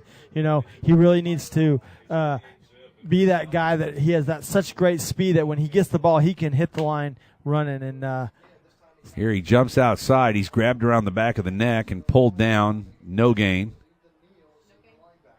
He just has I don't want to call it difficulty, but when he gets going sideways, he gets those shoulders turned basically perpendicular to the goal line, and that's not how you want to go because when you get hit that way, you typically don't go forward, you go backward. Yeah, he needs to keep his shoulders square, put his head down, and just push for some yards, and sometimes you'll pop out the other side. 3rd and 6. Back to throw is Oliver. Looking to the right. Nobody. Now looking back to the left. Checks off. Coming right again. Got Burney, and Burney was... Nice catch by Jason Williams, yeah, number 90. Burney was kind of hoping that he was about 7 feet tall as he saw that ball come. He was about to try and jump, and he just kind of went, no, I'm not getting that. And Jason Williams catches that thing like this. He comes in, and he just one-hands it like he's just holding it like a baby, like boom. Problem is Jason Williams plays on the defense, and he's standing on the sideline. Out of bounds. So on the punt is Stephen Bodish. The ball is at the 49-yard line. And back to receive the punt for Grapevine.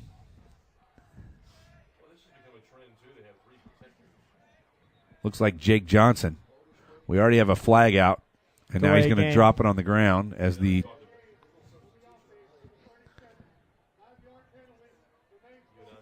Now, that's one of those penalties that Coach Allman can take off the penalty sheet and say, that's okay.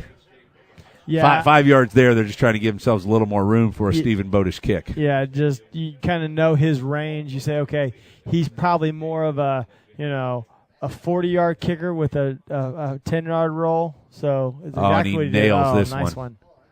Right at the 15, ball is muffed by Johnson and fallen back on at the 16-yard line. So smart play by Nick Felix there, and not jump on the pile after the guy was already on the ground. 46, 47 yards on the kick and no return. And that's what you want to see from your punt specialist, Stephen Bodish. 8:26 to play, 28-0. No scoring so far here in the second half, and we're 8 minutes and 20 seconds away from the end of this game. Barry back in at quarterback, handoff up the middle, and a gang of Grapevine Mustangs pushes the running back all the way to a first down, 10-yard gain. With that run, that gives Grapevine 45 yards, 113 yards rushing as a team, and only 35 yards passing. Tyler Wolf on the run. They'll hand it off up the middle to Wolf again, and this time he's drugged down, and that's Jason Williams and Tank Johnson that are in there to make the stop. Williams, first one there, gets a hold of his backside and pulls him down, and Wolf stays down on the ground. And the way he was pulled down, as nice sportsmanship there by Williams, comes up to tell him, sorry about that, but I think he may have got him in the ankle with his body. You know, one of those ones when you grab from behind and kind of roll down on their feet. That's how high ankle sprains happen, yes. All right, let's take a timeout while they attend to Tyler Wolf. Back on Champion Sports Radio after this. Jason Ridley Agency is a proud sponsor of Colleyville Heritage Panther football. The Jason Ridley Agency offers home, auto, boat, motorcycle, RV, and coverage for all your valuable property, including business insurance. The Jason Ridley Agency is conveniently located in Colleyville, and you can find them online at jasonridley.com or call them today at 817-281-4500. The Jason Ridley Agency says, Go Panthers! Nationwide is on your side.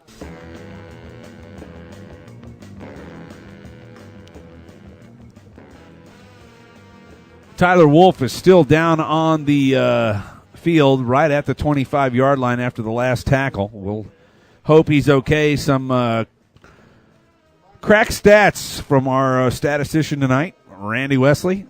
Total offense for Colleyville, 361 yards. They've gone 200 yards rushing and 161 through the air. That's pretty good balance on the Grapevine side. 35 yards passing, 113 on the ground for a total of 148.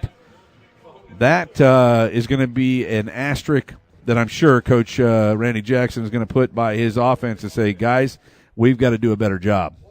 Yeah, and I'm really proud of the Colleyville Heritage Panther defense this week, because last week that was a tough running back to go against, and they kind of took it in the shorts a little bit because he was running all over them, and this Did I just shoot your wheels off? Yeah, he always just shoots my wheels off. He's always shooting my wheels off. Sorry about that, Chris. No, I'm saying, last week with Abram Smith, it was hard to tackle him. It was hard to bring down. And this week they've done a really good job of tackling and stopping the run and containing the pass. Wolf is...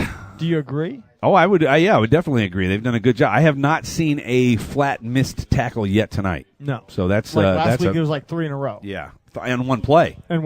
Correct. Snap back, throw, caught, and dropped. And the quarterback is still Jake Franklin for the Grapevine Mustangs. Franklin had to rush that play because Jared Crouch was bearing down on him. He blitzed from his rover position. I look at the rover position on this Heritage. It's almost like a 42 defense, like Darren Woodson used to be at the University of Arizona State University. Back to pass, getting roughed up, and he's going to go down. Oh, wait, did he ever go down? Now he's down. And there's a sack, and that's going to go to... He was number 26, Ja'Cory Williams. But you know something? On that play, I'm also going to give a half a sack to Max Crosby on that play because he was the first one there. He grabbed him, slowed it up, and Ja'Cory Williams finished him off. So it'll be 4th down and 19 yards to go. Ball's on the 11-yard line. Felix, the cat, is back just past midfield to receive the kick, and this is a pretty good one, end over end. It's going to land at the 47, and that's the kind of kick you really want to go up and get in a tight game. Yeah, but he stays away from it. Yeah, business decision by Nick Felix. Hey, why chance it? Well, it's 28-0 with 7 minutes left in the fourth quarter. You just kind of want to, get through. Just start, especially the offense, start getting ready. Not saying getting ready. It's almost like a scrimmage at this point. Very true. Ball marked at the 37-yard line. It'll be first down there. 6:44 to play in the game. And Colleyville leading Grapevine 28-0. Oliver still on the field for the Panthers. It'll be Jamari Williams to his left. The receivers are Torres, Salinas, Zeladon on the far side. Snap back, handoff inside Williams. Williams cuts it outside, spins, and he's going to gain maybe 5 yards. Nice run by Jamari Williams there, and he does a good job of holding on to the football. I was just thinking, are you surprised with 6 minutes left in this game that the starters are still in? Well, you've got a lot of changes in the receiver core now. So the starters are not in on the receiving side. You've got Trey Arnold into the game, 23. Let me give a shout-out to Sam Tartaglia, who's into the game as a receiver. Handoff to Williams, going left, stiff arms the defender. He tries to cape him. He's not able to do it. He spins loose. Williams down to the 50 into the 45-yard line, and that's every bit of 14 yards for Williams, and he was met at the line of scrimmage. Man, Williams looked like DeMarco Corbin right there, how he's spinning. Like, he must have been watching DeMarco Corbin in practice, because Jamari Williams just spinning through tackles and all the way down for a good 15-yard gain. Regilio Antillon is in on the offensive line, replacing Nick Walters. Snap back, Oliver, hands it off inside Williams, spins again. This time he's not able to come up with the magic of last time, and he's lucky to get back to the line of scrimmage. It'll be second down and 10 for the Panthers. Yeah, that spin didn't work as good as the last one, because he went up to the line. The guy broke down in front of him. He basically did a spin and then ran right into the Grapevine tackler. Connor McAnally comes off from his right end position. Also into the game is Holden Lyons. Is that right, 82, or is that 85? It's 25 on this edge. Pitch back. Toberny's got it, and he's going to pick up about 9 yards. That'll leave him a yard short on the play. So that was 25 into the game, as we've got a host of new Panthers. That's Wesley Mong. I ask you, did you get 87? I did not get 87. That's Max Mitchum. He's playing in the slot. All right. So we've got Mitchum in the slot. Sam Herring is in the down here, low. So would that be the senior Herring? Senior wide receiver. Oliver still in. They've made wholesale changes on offense. Here's a handoff to Burney going left. Stops, cuts back. He's going to get the first down. That'll keep the clock running, give him about 4 yards on the carry, and a nice job by Toberny, who was absent from the offense last week after being asked to basically be a blocker only. Yeah, Ethan Neal on the tackle, but before he tackled him, Toberny kind of bounced off of him. Yeah, Toberny's trying to get out of the game right here also. Yeah. he's grabbing his side, waved his hand like, hey, somebody come get me. Tap his helmet. Yeah, you nobody know what this coming. is right here? Was it Julius Jones and Bill Parcells? Do you ever remember that one?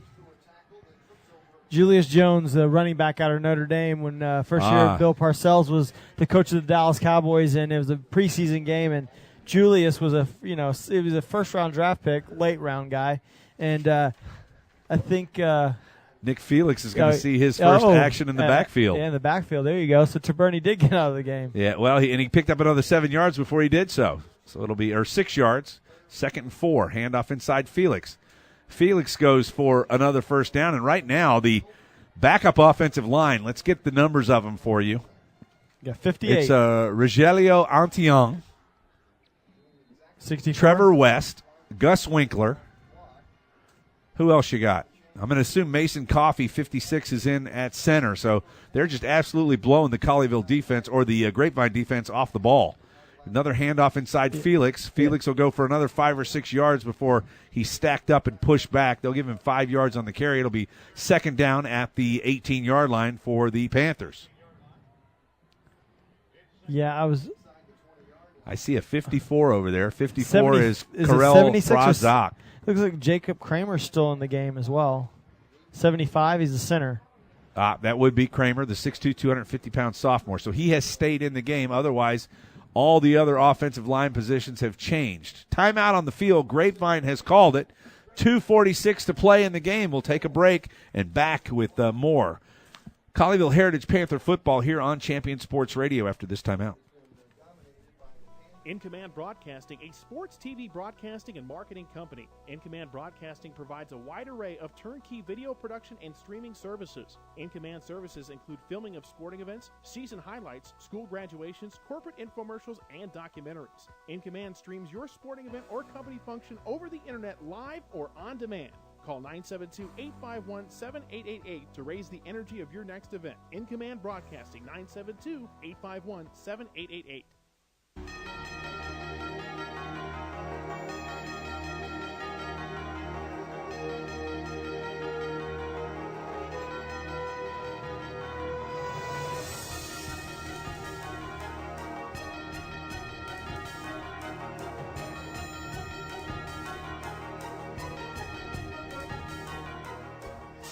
Back at Panther Mustang Stadium, where the home Colleyville Heritage Panthers lead the Grapevine Mustangs 28-0.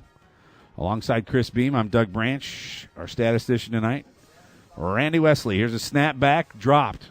Trevor Anderson, who's in at quarterback, is going to take it left side. He gets around the corner, and he's going to score. Trevor Anderson, just like that, one play and a touchdown for the defensive back who's in at quarterback. And that puts 34 points now on the board. Not sure Coach Darren Allman was wanting that to happen that quick to get that touchdown, as Randy Jackson talked about at the beginning of in the pregame anyway, that they were pretty good friends already, and you don't want to pile on to your buddy. Yeah, he said that they eat lunch together, and he didn't want to eat lunch with him this week. But really nice play by Trevor Anderson. He has really good speed. Plays. Is that you? That was me. Jeez. My kid's calling. You might want to shut off your phone. When Yeah, well, that's the first time it's done that. Jeez, sorry about that. Come on. We are doing a broadcast here. Extra point by Holden Lyons is good, and it's 35-0 with 2:34 to play here in quarter number 4. We'll take another break and be back. So you call him back, right? No, I won't call him back. But we'll be back in just a moment with the conclusion of this one from Panther Mustang Stadium in Grapevine on Champion Sports Radio. Gerald Early said that when they study our civilization 2,000 years from now, there will only be 3 things that Americans will be known for: the Constitution, baseball, and jazz music. GDYO's Jazz Institute provides young musicians in North Texas the opportunity to learn what it means to be a jazz musician through weekly technique classes and combo rehearsals with professional jazz musicians. From the first note to the final round of applause, GDYO Jazz Institute concerts will amaze and delight both hardcore jazz cats and new fans alike. Learn more about the truly original American art form through the GDYO Jazz Institute online at gdyo.org/jazz.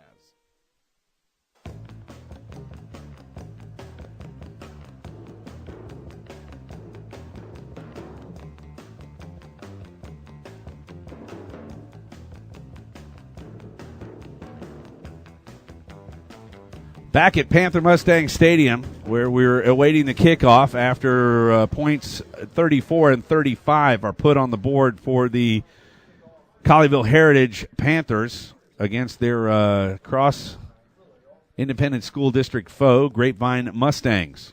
Alongside Chris Beam, I'm Doug Branch, and Chris, this one has gone all Colleyville's way tonight, and you would expect that to a point from a team that should be relatively decent and probably arguably the hardest district 6A, District 7 6A in the state of Texas. Yeah, Colleyville needs to have a couple of these warm-up games right here because their first, that should be a hold right there. Nope.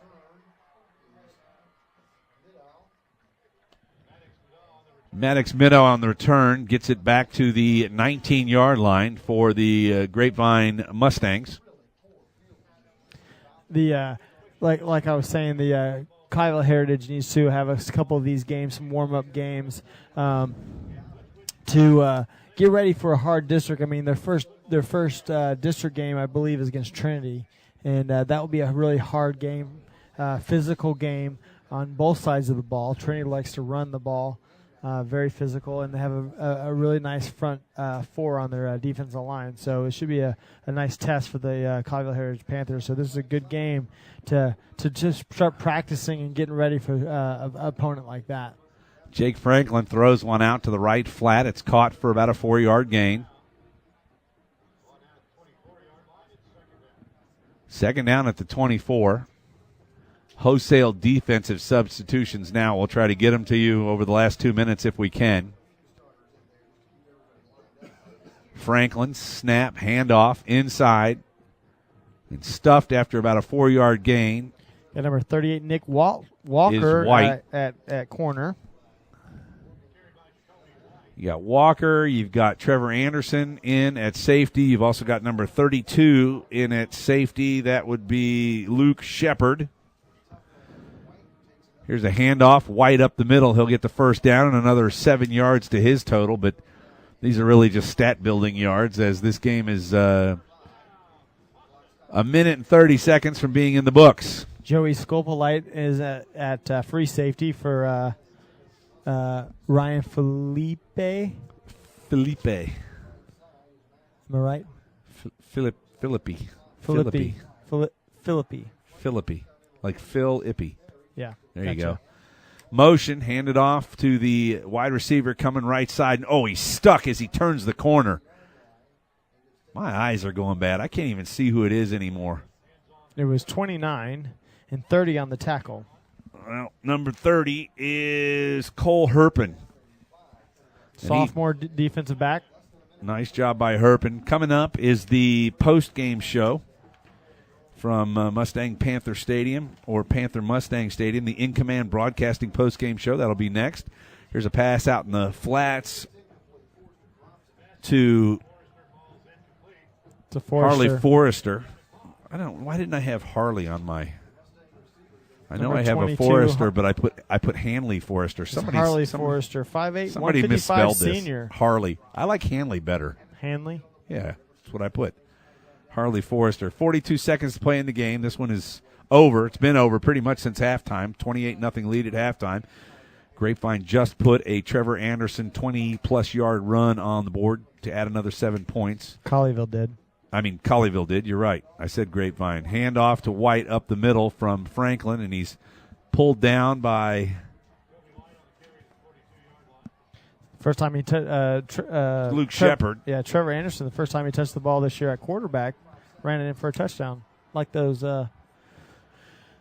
odds when he gets the hands on the ball at the quarterback's position. Well, he's always been good at running. There's never been a question about that. The senior has always been good at running the football, and it looks like Grapevine is not going to take another snap. They're just going to take this one to the house. 6 seconds to play, and Colleyville will have their first victory. They'll put the V out, the W, as the field is rushed.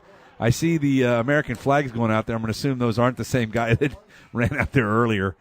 I think security is letting all the students run out. Yeah, just not in the middle of the game. So we don't condone anybody running out in the middle of the game. If you want to get arrested by the Grapevine Police Department, that's a good idea. There you got it. 35-0. A huge W for Darren Allman and the Colleyville Heritage Panthers. When we come back, it is the In Command post-game show. That's next here on Champion Sports Radio. Back in a moment.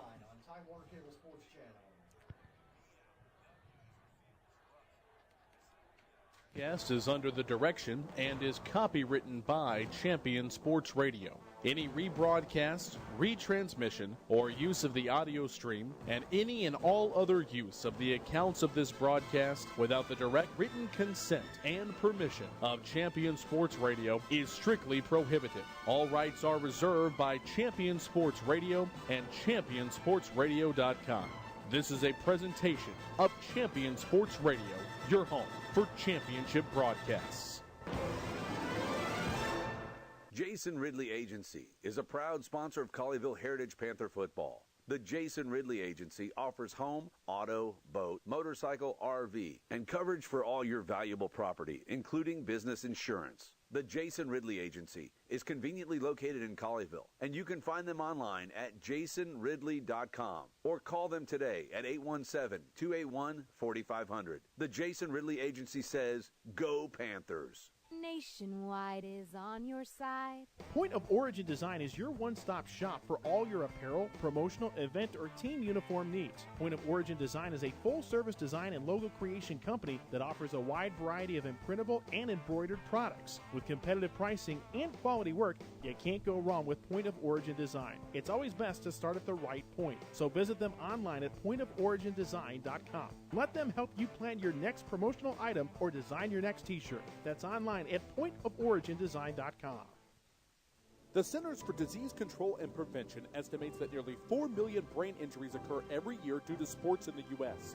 They also estimate that 70% of concussions go unreported. Not identifying concussions early can be devastating, especially if the athlete continues to play with symptoms. Catching hard hits fast is critical, and that's why you need the Shockbox Helmet Impact Sensor. The Shockbox is a small sensor that easily attaches to most football, lacrosse, and hockey helmets and instantly sends a signal to a smartphone on the sidelines when the player has taken a hard hit that puts them at higher risk for injury. The free app receives data from the sensor, displays information about the impact, and even walks the user through a concussion assessment. The app also logs symptom and impact data for future medical use. Visit ShopboxDFW.com to learn more about the Shockbox Impact Alert Sensor and determine if it is the right option for your child. Be warned instantly when a player has experienced a head impact that could result in a concussion. Visit ShopboxDFW.com today. ShopboxDFW.com.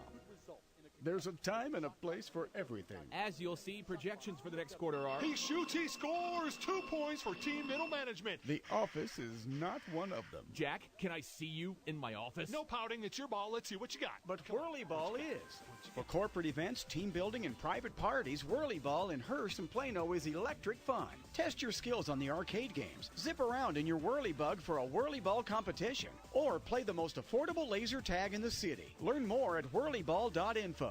Writer Gerald Early said that when they study our civilization 2,000 years from now, there will only be 3 things that Americans will be known for: the Constitution, baseball, and jazz music.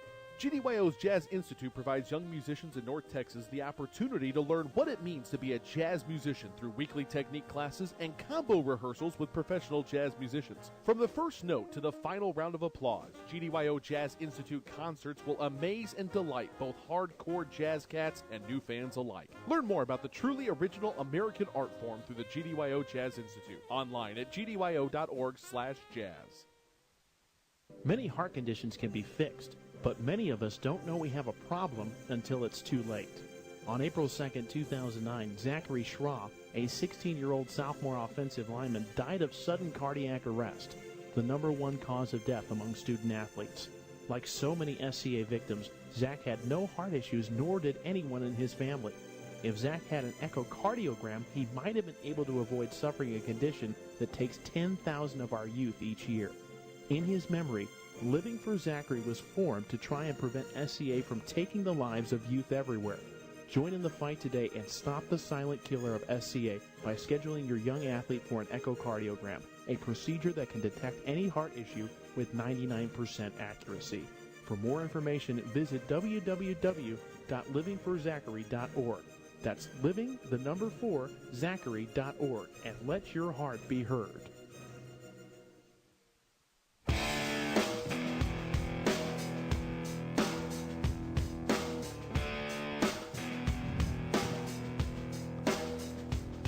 Well, we'll do it for the last time back at Panther Mustang Stadium because the Panthers win 35-0 tonight over the visiting Grapevine Mustangs. And you can't really call them visiting because they got the better locker room here at this facility. Yeah. They may have their locker room here, but we own them. We own them. That's right. That's coming from a Colleyville Heritage Panther That's right. alumni. We own them. Well, we've won the last 4 in a row, I believe. Okay, if you say so. A great game tonight for the Colleyville Heritage Panthers, putting the first W in the win column for Darren Allman and his new put-together coaching staff. I know there was a few holdovers from Coach Mike Fuller's staff, but a great job by them tonight. I think you would agree, Chris, that they did a really good job of, on defense anyway, turning around all the inequities that they had last week with the missed tackles. And I don't recall seeing a flat, just out-and-out missed tackle. And like you said, there were plays last week that there were 4 of them in one play. Yeah, they did a really good job this week on defense of just containing the Grapevine Mustang offense, Sam Barry. It's pretty good when you can go out here and shut out a team like Grapevine, who put up 36 points the previous week, and hold them to 0 the next. So that shows a heck of an improvement by your defense in the Colleyville Heritage Panthers. And it's one of those games that you really want to hang your hat on, but you need to have improvement going into this really tough district. This is only a 5A team in Grapevine, and even Coach Randy Jackson told us before the game that he thinks that Colleyville was probably going to be their toughest matchup in their year, the 10 games in their 10-game season. Well, the score bears that one out. Colleyville with 453 yards of total offense, 20 first downs. They averaged 5.64 yards per rush and only had to punt the ball. Stephen Bodish did 4 times tonight, averaging 33.75 yards per punt for Bodish. I guess if there were a bad stat on here, it's 2 fumbles lost, and I know they had an interception, so 3 turnovers, but none of them really a factor in tonight's game. Yeah, another stat on that was 5. They put 5 on the ground. Now they recovered 3 of those, but if I'm the head coach, that's something that I circle and say, hey guys, we need to knock this off, because these 5 it would end up with losing 5 against these other good teams in this district like Coppell and South Lake Carroll and a Trinity team. 35-0. A nice start to the home season here. Get a win on the board. On the Grapevine side, statistically, they had 188 yards of total offense, only 9 first downs. That's I think a major kudo and a tribute to the very stiff defense that the Colleyville Heritage Panthers played tonight. They were able to rush for 4.39 yards per carry, which sounds like a big number, but most of that, I think, was done in the second half when this game was really not in question. They punted the ball 8 times for 35 yards. They had 2 fumbles, but they didn't lose either one of them, and they were only penalized for 47 yards. So, I think what it boils down to tonight anyway is that Colleyville just offensively overwhelmed this Grapevine team, and this game could have easily been 65-0 with a couple of plays different. It could have been a lot different game in the first half, but I think Randy Jackson and Darren Allman will be able to sit down and have a nice lunch Tuesday or Wednesday, and neither one of them will have any problem talking to the other. Yeah, I think you're right, because this game could have got away 28-0 at halftime. I think for Coach Darren Allman, you can say, hey, let's turn it down the second half. Let's not embarrass my friend, and just move on to the next game. Now, for Randy Jackson, on the other hand, he can say, guys, we shut him down to only 1 touchdown in the second half. That shows resilience to not give up the 60-some points to this high-powered Colleyville Heritage offense. All right, we'll take another break. It's the In Command post-game show here on Champion Sports Radio. When we come back, we'll run you through scores from around the area, and if you can believe it, a game just getting underway at AT&T Stadium. It's South Lake and Tulsa Union of Power out of Oklahoma down here to play the South Lake Dragons. We'll talk about that in a moment when we come back. 35-0, Colleyville beats Grapevine. Is a proud sponsor of Colleyville Heritage Panther football. The Jason Ridley Agency offers home, auto, boat, motorcycle, RV, and coverage for all your valuable property, including business insurance. The Jason Ridley Agency is conveniently located in Colleyville, and you can find them online at jasonridley.com or call them today at 817-281-4500. The Jason Ridley Agency says, go Panthers. Nationwide is on your side. Stay up on all the latest news about the teams you care about and know when your favorite games are on the air thanks to Champion Sports Radio social media. Either follow @Champion Sports on Twitter or like our Facebook page at facebook.com/Champion Sports Radio, and you will know what time your game starts, who was named Player of the Week, or what your school's alumni are doing in college. That's on Twitter @Champion Sports and facebook.com/Champion Sports Radio, your home for championship social media. Do you need a boost in exposure? Want to reach local, community-minded folks with information about your business? Join the Champion Sports Radio team and advertise during these games. In the last 4 years, Champion Sports Radio has broadcast over 600 games for more than 3.5 million listeners. And Champion Sports Radio wants to help you use major high school sports to reach thousands of local fans right in your community. It's also a way for your business to give back to the community by helping all these well-deserving student-athletes get some recognition for their accomplishments. The cost simply can't be beat for the effect it will have. You get a lot of bang for your buck, and best of all, it provides an opportunity for the best advertisement of all, word of mouth. To secure your prime commercial spot during the broadcast, contact Thomas Lee at Champion Sports Radio by phone at 972-741-0334. That's 972-741-0334, or online at championsportsradio.com. Champion Sports Radio, your home for championship broadcast. Are you tired of only spending time as a family huddled around the TV? Would you like to enjoy some culture with your loved ones without breaking the bank? Then let me introduce you to the Greater Dallas Youth Orchestra. The GDYO provides music education and performance opportunities for musically talented youth, but this is no kids' concert. The GDYO comprises 7 different ensembles made up of over 425 talented musicians ages 8 to 18, representing more than 50 communities in North Texas. You won't believe how amazing these ensembles sound until you hear it for yourself. So join them for one of their concerts at the Meyerson Symphony Center or Dallas City Performance Hall. For more information on how to make a donation, as well as a listing of upcoming GDYO concerts, visit gdyo.org. And if you know a talented young musician interested in an unbelievable experience, auditions take place in the spring. Connect with the Greater Dallas Youth Orchestra on Facebook, Twitter, LinkedIn, and at gdyo.org.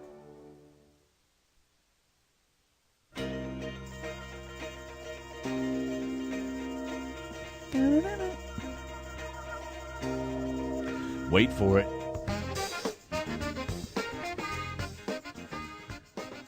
Are those trumpets? Is that what does that? Yeah. Trumpets? All right. Those trumpets. A little music. Let it play in the background. Good stuff from the Average White Band. 35-0. Colleyville knocks off the Grapevine Mustangs. Giving you my iPod. Alongside, he's Chris Beam. I'm Doug Branch from Panther Mustang Stadium. That'll be the last time we say that this year. Well, no, it won't. We may say it one or two more times. But anyway, Panthers with a huge victory tonight. Let's go around the area and take you through some of the scores of note. Argyle 42 over Denison's 35. That's a final. That was earlier tonight at AT&T Stadium. Also at AT&T Stadium, as it refreshes on my screen, courtesy of our friends at the Dallas Morning News. Skyline 53, Arlington Martin 48. It's a final. DeSoto 54. I'll tell you what, that team from Eastern Christian Academy in Maryland may not come back to Texas ever again. Trinity takes them down pretty big last week. This week, DeSoto. And guess where they go play next week? I think they're going to go right across the street over here, aren't they? Right across the street to South Lake Carroll. Welcome to Texas, boys. This is Texas football style. As we move on, Frisco-Wakeland in the fourth quarter is up big on Lovejoy, 56-35. Lake Dallas, 56-35. It's a final over Frisco Centennial. Frisco Liberty 28, McKinney nothing. Episcopal School of Dallas 34, St. Mark's 14. Arlington Bowie, who will be in here at Mustang Panther Stadium in 2 weeks, is being beaten by Cedar Hill 48-30. Cedar Hill, a really good squad out of the south part of, is it Dallas County? It would be Dallas County, yes. All right, there you go. As we move down, Arlington Seguin 28 over Carrollton Newman Smith. Salina 46, Brian Adams 14. In the fourth quarter, Cistercian 56, John Paul 35. Let's go down and see if we can find some district games that are of note here. How about Denton 48, Granbury 28? That's a final. Denton Ryan 27, Hebron 21. That's in the fourth quarter. Mesquite Horn up by 5 on Duncanville, 27-22. Allen is in a tough battle right now with Dutch Fork out of South Carolina. See, these teams are coming from everywhere, but Allen is, where did it go? Dutch Fork, I saw it.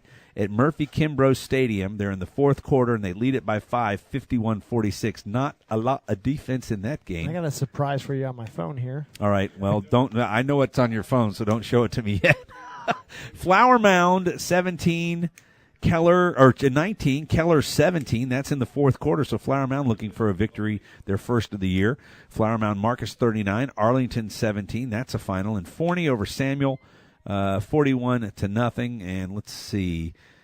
What else do we have here? McKinney Boyd 28, Coppell 21. That's a pretty surprise. Is it a final? It's in the fourth quarter. So we'll figure out how that one goes. I'm trying to see if I don't really see any other big Terrell games. beat Haltom 20-6. That's a district. That's a non-district game, but Haltom is in 7-6A. And South Lake Carroll took a lead over Tulsa Union 14-7. 14-7. That's in the second quarter over at AT&T Stadium. So that brings you up to date with the scores from around the area. We will take a break. We'll step aside right here, and when we come back, we will wrap it up from Panther Mustang Stadium in Grapevine, Texas, where the Colleyville Heritage Panthers win it 35-0 over the visiting Grapevine Mustangs. Back after this timeout.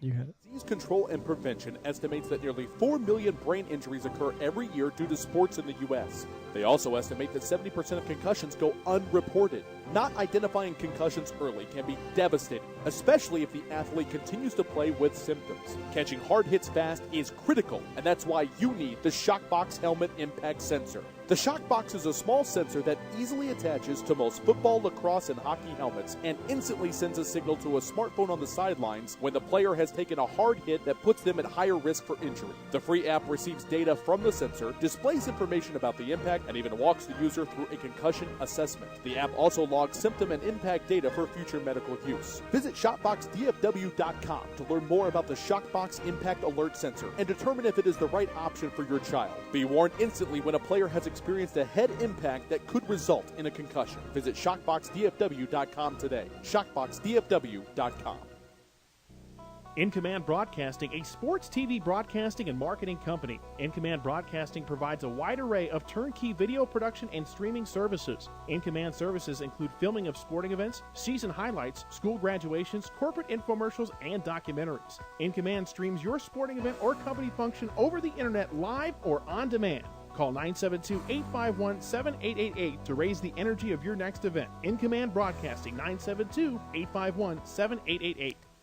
Writer Gerald Early said that when they study our civilization 2,000 years from now, there will only be 3 things that Americans will be known for: the Constitution, baseball, and jazz music.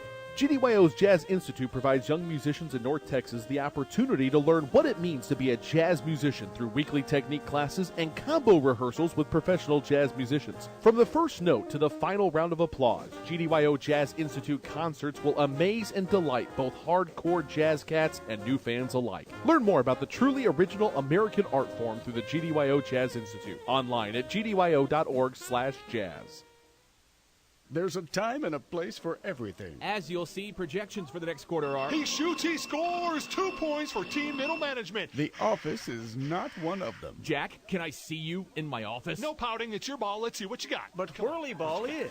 For corporate events, team building, and private parties, Whirly Ball in Hearst and Plano is electric fun. Test your skills on the arcade games. Zip around in your Whirly Bug for a Whirly Ball competition. Or play the most affordable laser tag in the city. Learn more at whirlyball.info. Point of Origin Design is your one-stop shop for all your apparel, promotional, event, or team uniform needs. Point of Origin Design is a full-service design and logo creation company that offers a wide variety of imprintable and embroidered products. With competitive pricing and quality work, you can't go wrong with Point of Origin Design. It's always best to start at the right point, so visit them online at pointoforigindesign.com. Let them help you plan your next promotional item or design your next t-shirt. That's online at pointoforigindesign.com.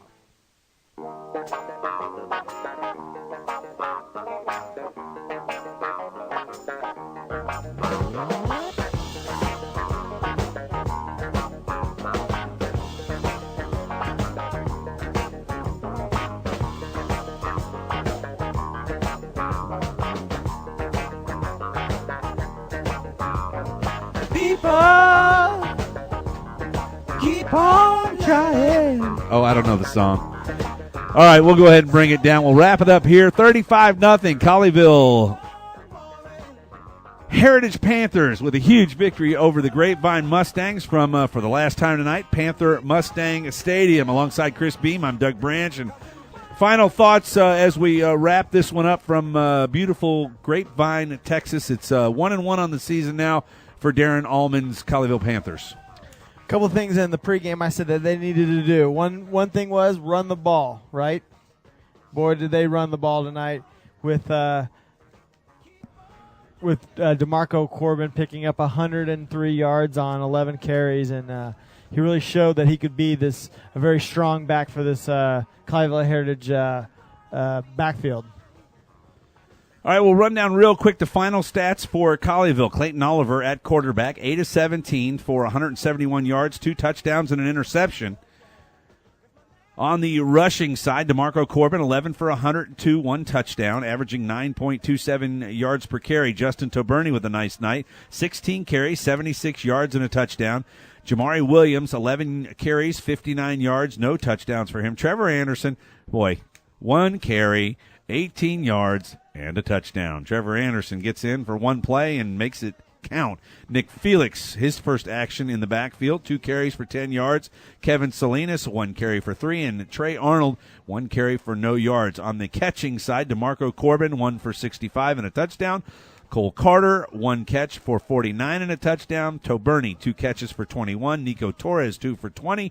And Jackson Zaladon, 2 for 16. He did have a very long catch called back on a penalty. On the other side, Sam Berry was 8 of 23. Not a characteristically good night for him, but I think that's a tribute to the linebackers and the defensive backs for the Panthers. Shut him down to only 60 yards. They pick him off twice. His favorite receiver tonight was Maddox Middow, 5 receptions for 49 yards. Trevor Brown had 2 receptions for 10. Harley Forrester had 1 reception for 4 yards, and Jacoby White had 1 for 2 on the ground.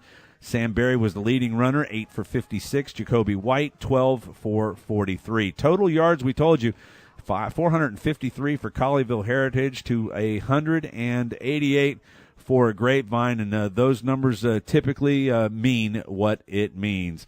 So it's a final from Panther Mustang Stadium. For Chris Beam, I'm Doug Branch. We'll take it out to the sound of the Colleyville Heritage Mustang, or the Panther Band. Next week. The fight song. Next week, it's Lake Highlands. At Lake Highlands will be on the air. Highlander Stadium. Same bat time, same bat channel for everyone here. Randy Wesley doing stats. For Chris Beam, I'm Doug Branch. We thank you for joining us on Champion Sports Radio, home of championship football and Colleyville Heritage Panther football. See you next week, everyone.